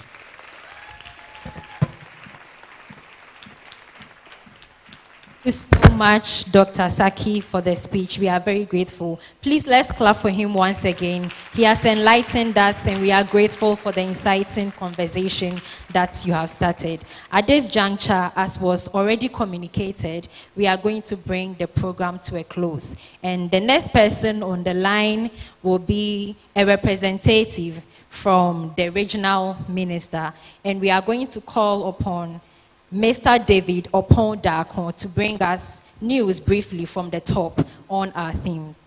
Please, let's clap for him as he mounts the stage.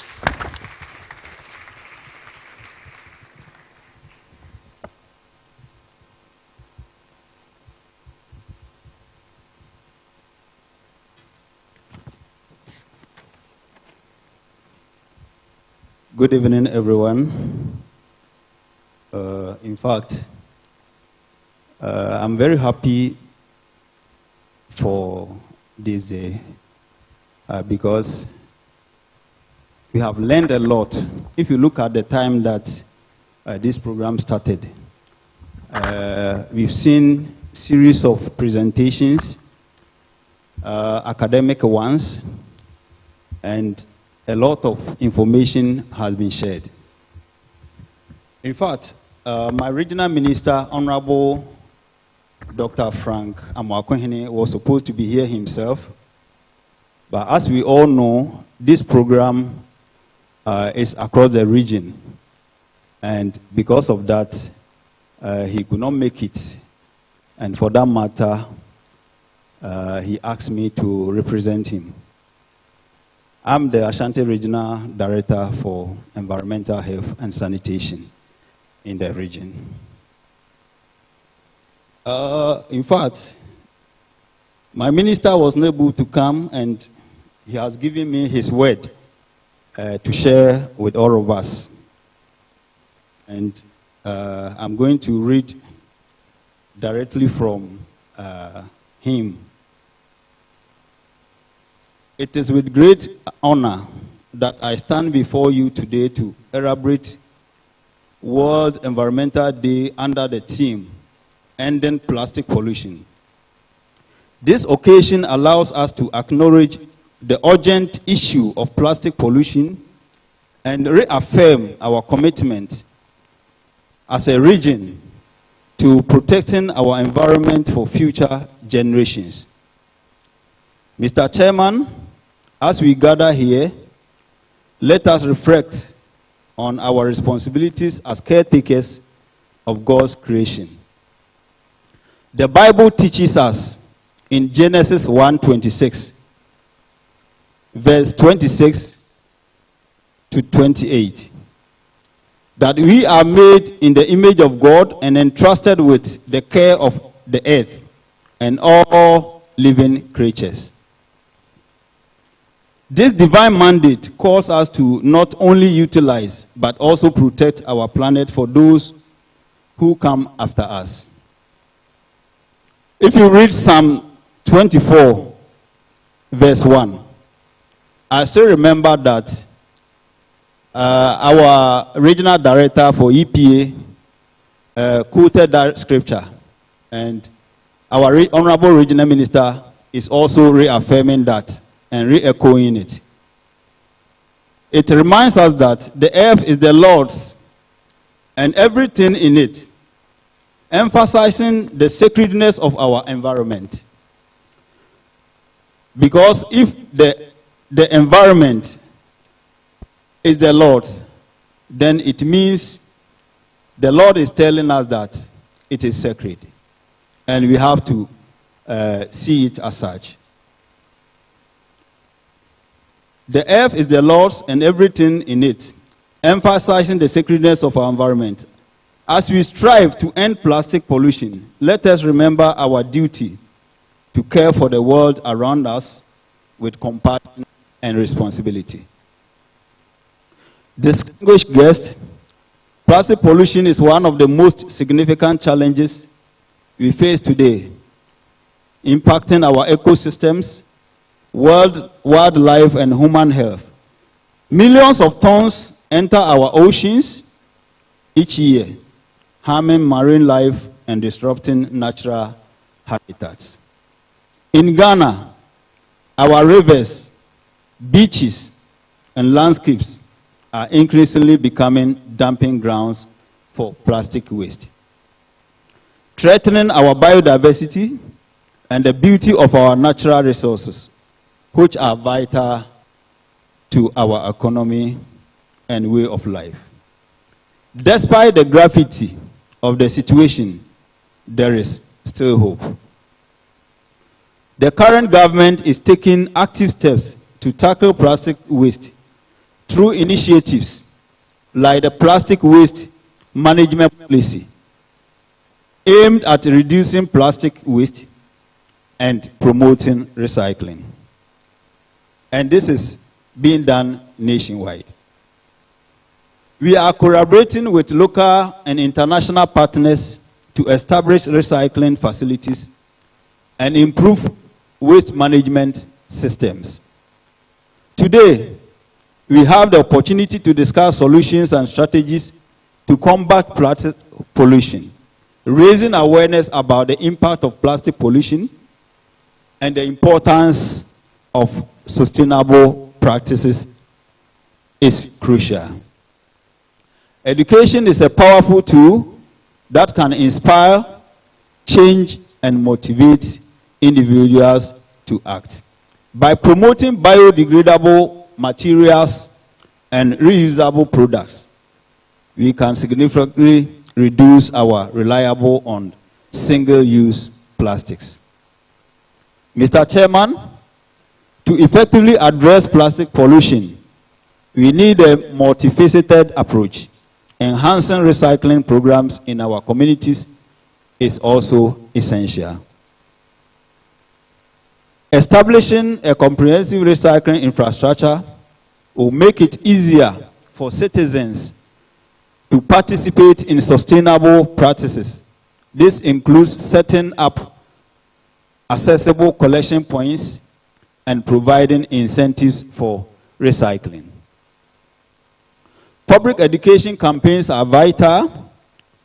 Nationwide initiatives to inform citizens about the impacts of plastic pollution can foster a culture of sustainability. Workshops, seminars, and educational programs in schools can help raise awareness and promote behavioral changes that reduce plastic consumption. Promoting alternatives to single-use plastics is another critical strategy. Encouraging the use of biodegradable and reusable materials can significantly mitigate plastic waste.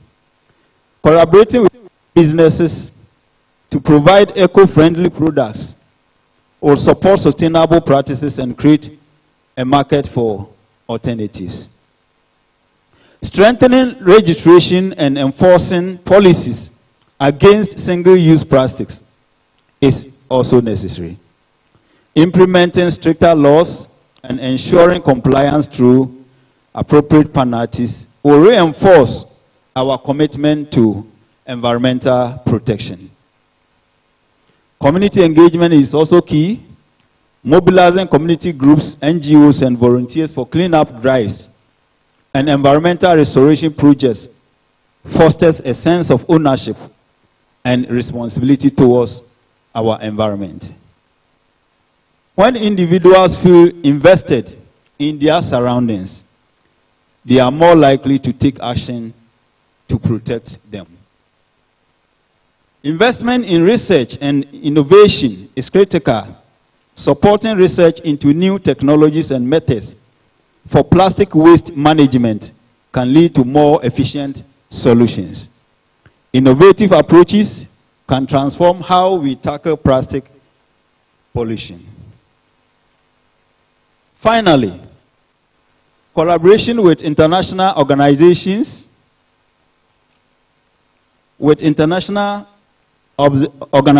is essential for sharing best practices, resources, and technologies aimed at reducing plastic pollution. By working together with global partners, we can enhance our efforts and gain valuable insights to inform our local strategies. Mr. Chairman, in my first organized cleanup exercise at Alaba in Kumasi here, we observed that many gutters and drains were choked, not only with sand, but also with plastic waste, impeding the free flow of water and resulting in flooding during rains. This must not be accepted. The Regional Coordinating Council, in collaboration with the Horticulture Department of KNUST, has initiated the Greening the City project to preserve our environment. A committee was formed on the 7th of May this year to oversee this project. And I'm pleased to announce that the Pro-Vice Chancellor of this esteemed institution has been nominated to chair this committee.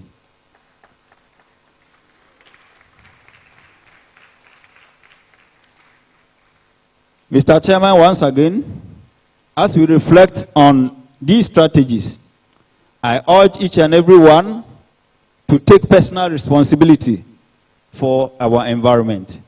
Let us commit to reducing our plastic consumption and advocating for sustainable practices in our homes, schools, and workplaces. Together, we can create a ripple effect that leads to a cleaner, healthier environment for ourselves and our future generations. I would like to express my gratitude to the organizers of this event, the Department of Sociology and Social Work at this noble university, for our dedication to raising awareness about these critical issues is commendable and vital for fostering sustainable future. Let us work together to combat plastic pollution and safeguard our planet for future generations. Thank you for your attention. I wish you all a productive and inspiring World Environment Day. Thank you.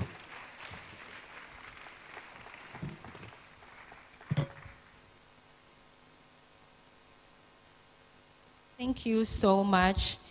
Thank you so much, Mr. David Opong. And then at this moment, we are grateful. We are grateful for everybody for your presence and for gracing the occasion. It's going to be a curtains call where we finally bring everything together and everything.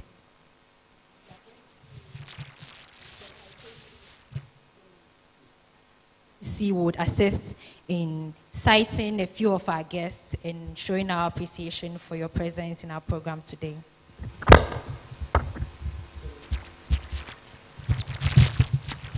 Hello. Thank you so much once again, and we are grateful for your patience.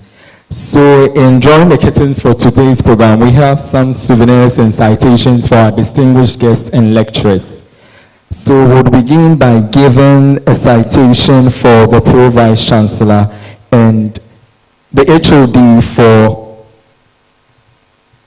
for Geography. Professor Prince Osei Owusu will be taking the citation on behalf of the Pro-Vice Chancellor, and this will be presented by the representative for the Regional Minister.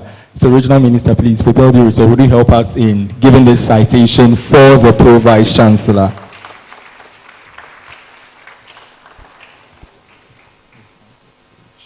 Please, let's give it up for them. They've really done well, taking time off their busy schedules to represent us. We are really grateful for their time and presence.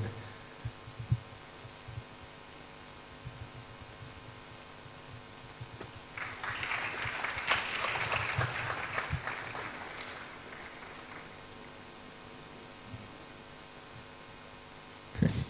Thank you. Yes, Regional Minister, please go ahead. So next up, we'll be having a citation for the Directorate of Student Affairs, and to help us will be the representative for the Directorate of Student Affairs, Dr. Lillian Sapon. Let's give it up. Okay. So to help us to present this award would be Professor Jima. Professor Jima. Juma, sorry, Peter Juma. And this award goes to the Directorate of Student Affairs, KNUST, for the role they play in organizing this year's World Environment Day 2025.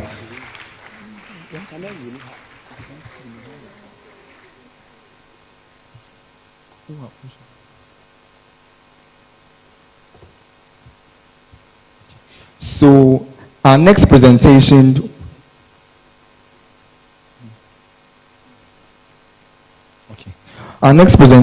would be for the MC for Oforiko Municipality, and we would want the MC representative to take it on behalf of him. And to help us to present this citation would be Dr. Lindeni Ejirisaki.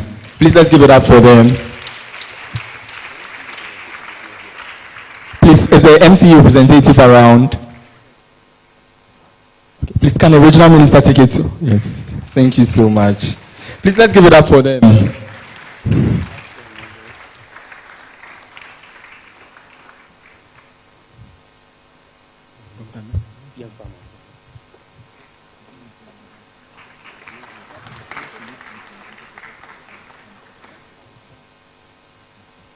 Thank you so much. So next citation will be presented to Mr. Emmanuel Nimo, Chief Executive Officer for EchoPlus. And to help us present this citation will be Dr. Al-Hassan Suleimana, Lecturer, Department of Environmental Science. This citation goes to Mr. Emmanuel Nimo, Chief Executive Officer for EchoPlus. Please, is he around? Any representative from EchoPlus? Yes. Please, let's give it up for him.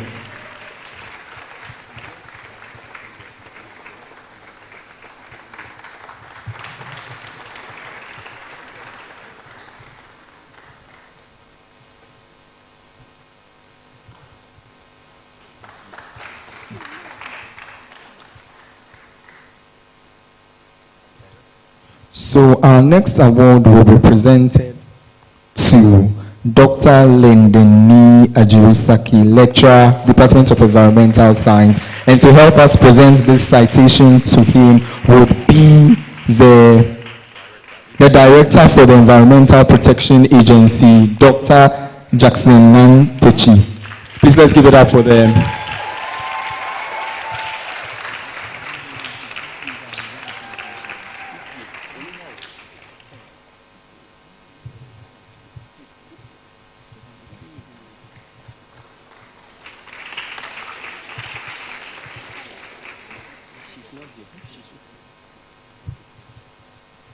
Our final citation will be presented to Dr. Mrs. Mary Sefa Bwampo.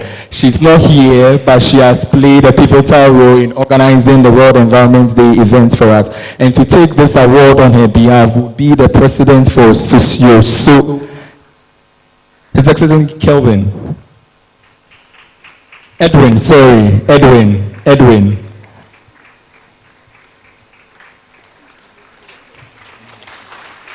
So she's not here, her TA will be taking it on behalf for her. President for Sociology, SOCSA, my apologies. Please, let's give it up for them. And so this award is presented to Dr. Mrs. Mary Sefa Bwampong for her tireless efforts in organizing this year's World Environment Day 2025 event.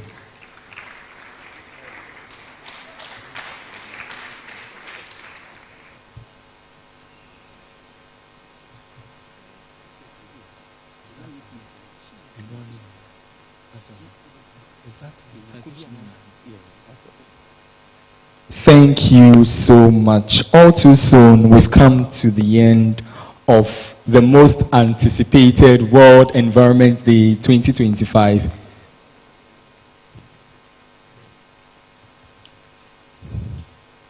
Please, let's give ourselves a huge round of applause. We've been here from 1 p.m. to 349. Thank you so much, our distinguished guests, lecturers, students, executives, ladies and gentlemen. And there's a few announcements to be made. Okay, so there's a minor board game, and it says,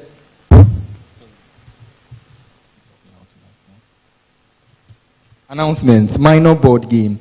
Play to save the environment. 50 cards of green information, 35 cards that summon fine and caution on environmental issues, 35 cards of legal information, fines or discharges. It's all about the environment. Sponsor green projects to be a winner. Let's all play Mino to save our environment. So just to sum it up, it's a Mino board game, a game that is being sold out. So please, when you move out, you can purchase one. Thank you so much. All students are to please wait behind for their refreshment. Distinguished guests, lecturers, would like to meet you shortly outside. So we'll have our pictures. And first of all,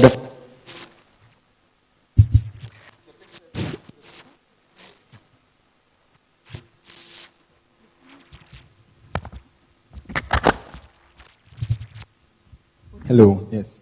We would have a photography session at this moment. So first of all, we would have a photography session for our dignitaries only. Then we would have dignitaries and our lecturers. Then we would have lecturers only. Then we would have lecturers and dignitaries. And our research and teaching assistants who have joined us would also join our lecturers for this photography session. So first of all, we would have all dignitaries.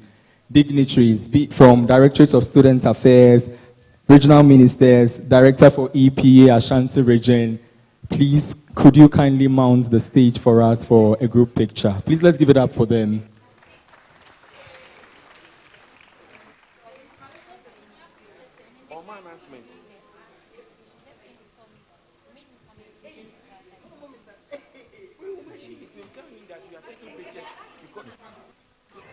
Yes, please.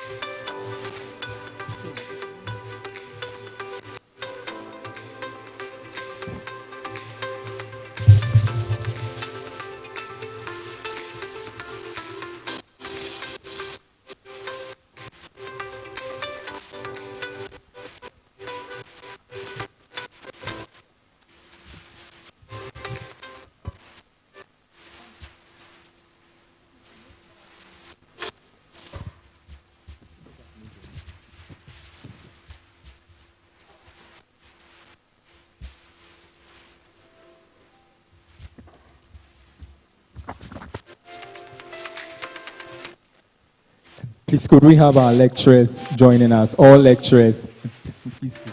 All lecturers.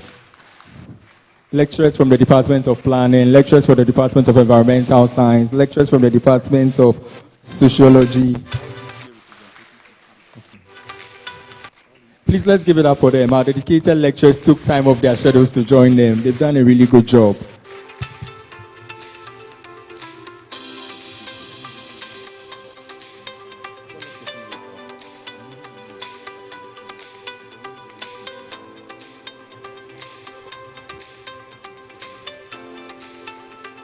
Lecturers only, lecturers only, lecturers only.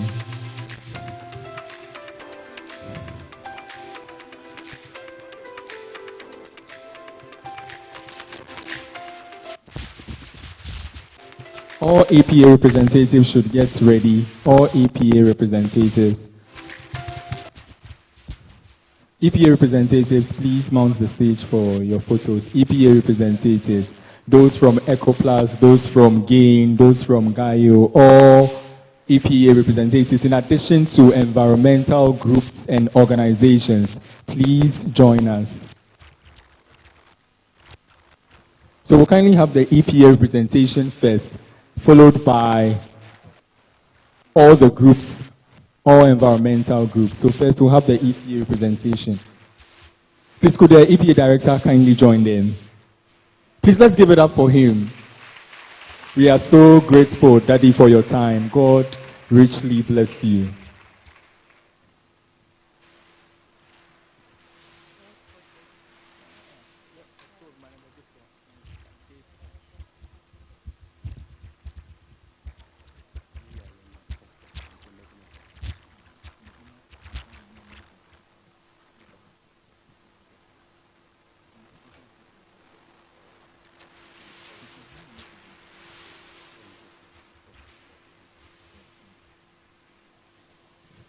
All environmental organizations, EchoPlus, GAYO, please join us on the stage. Ladies and gentlemen, let's give it up for them as they come.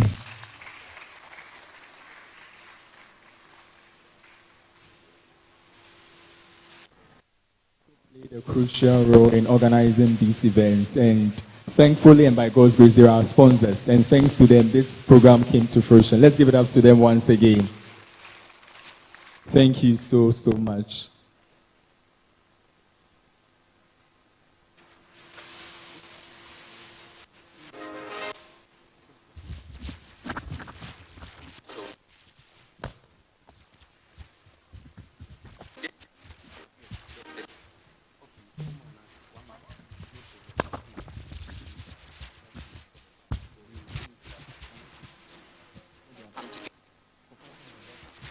But it is individual responsibility.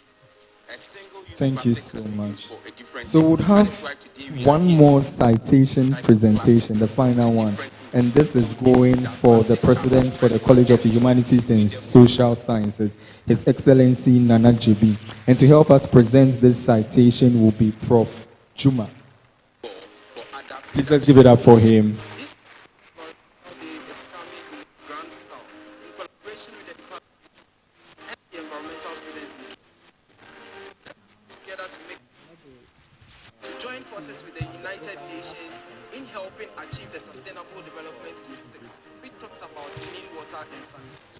Let us note that making our environment clean is not a luxury, but it is a necessity.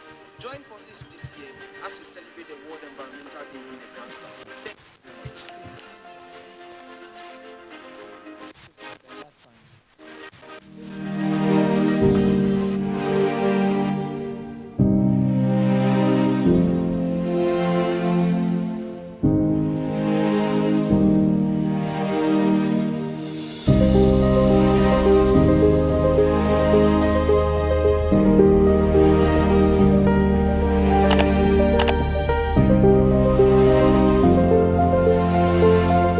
The name of our company is Reroute Environmental and Recycling Services.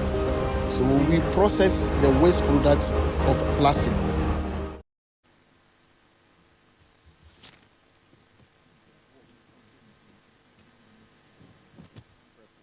All committee members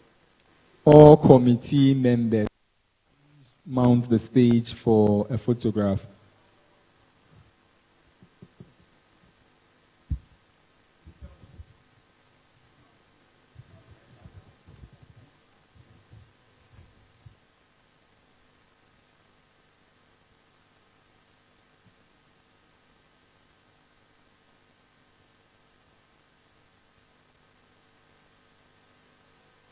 This has been the planning committee who have worked tirelessly to bring this day into fruition. Ladies and gentlemen, let's give it up to them. Teaching assistants, teaching and research assistants, please do join the committee members. You also played a pivotal role in organizing this event. Teaching and research assistants from ENSA, Sushuso, Department of Planning, please join them.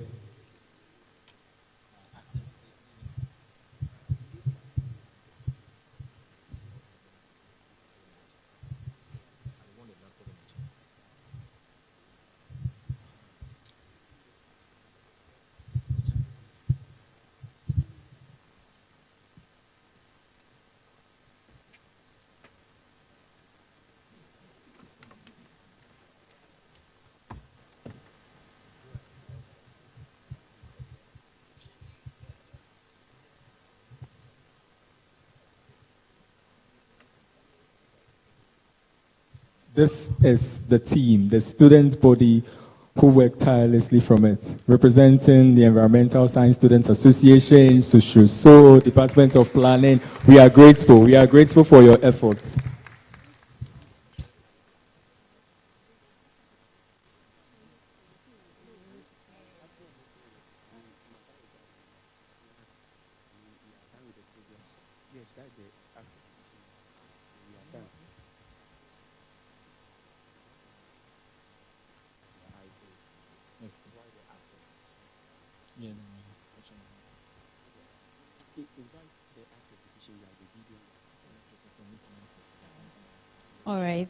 All right. We are officially bringing the program to a close. At this juncture, the lecturers and the invited guests can kindly move to the entrance. We have a snack setup bar at the entrance, so you can take your snack now. And then whilst we are waiting for everything to finally draw, we are going to call upon Godfred to come and give us an art exhibition. Sometimes they say art does speak louder than words. So Godfred also will come and give us an art exhibition whilst the lecturers and the guests can take their leave to the stand at the entrance to also take their snacks. Please, let's give it up for Godfred as he comes to give us an art exhibition.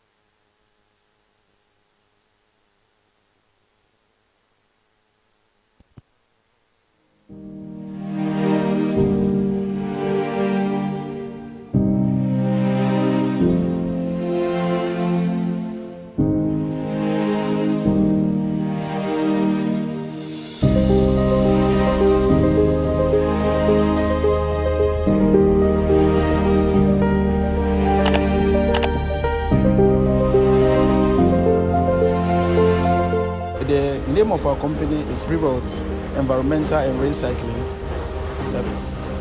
So we process the waste products of plastic. That's the plastic waste we are processing here.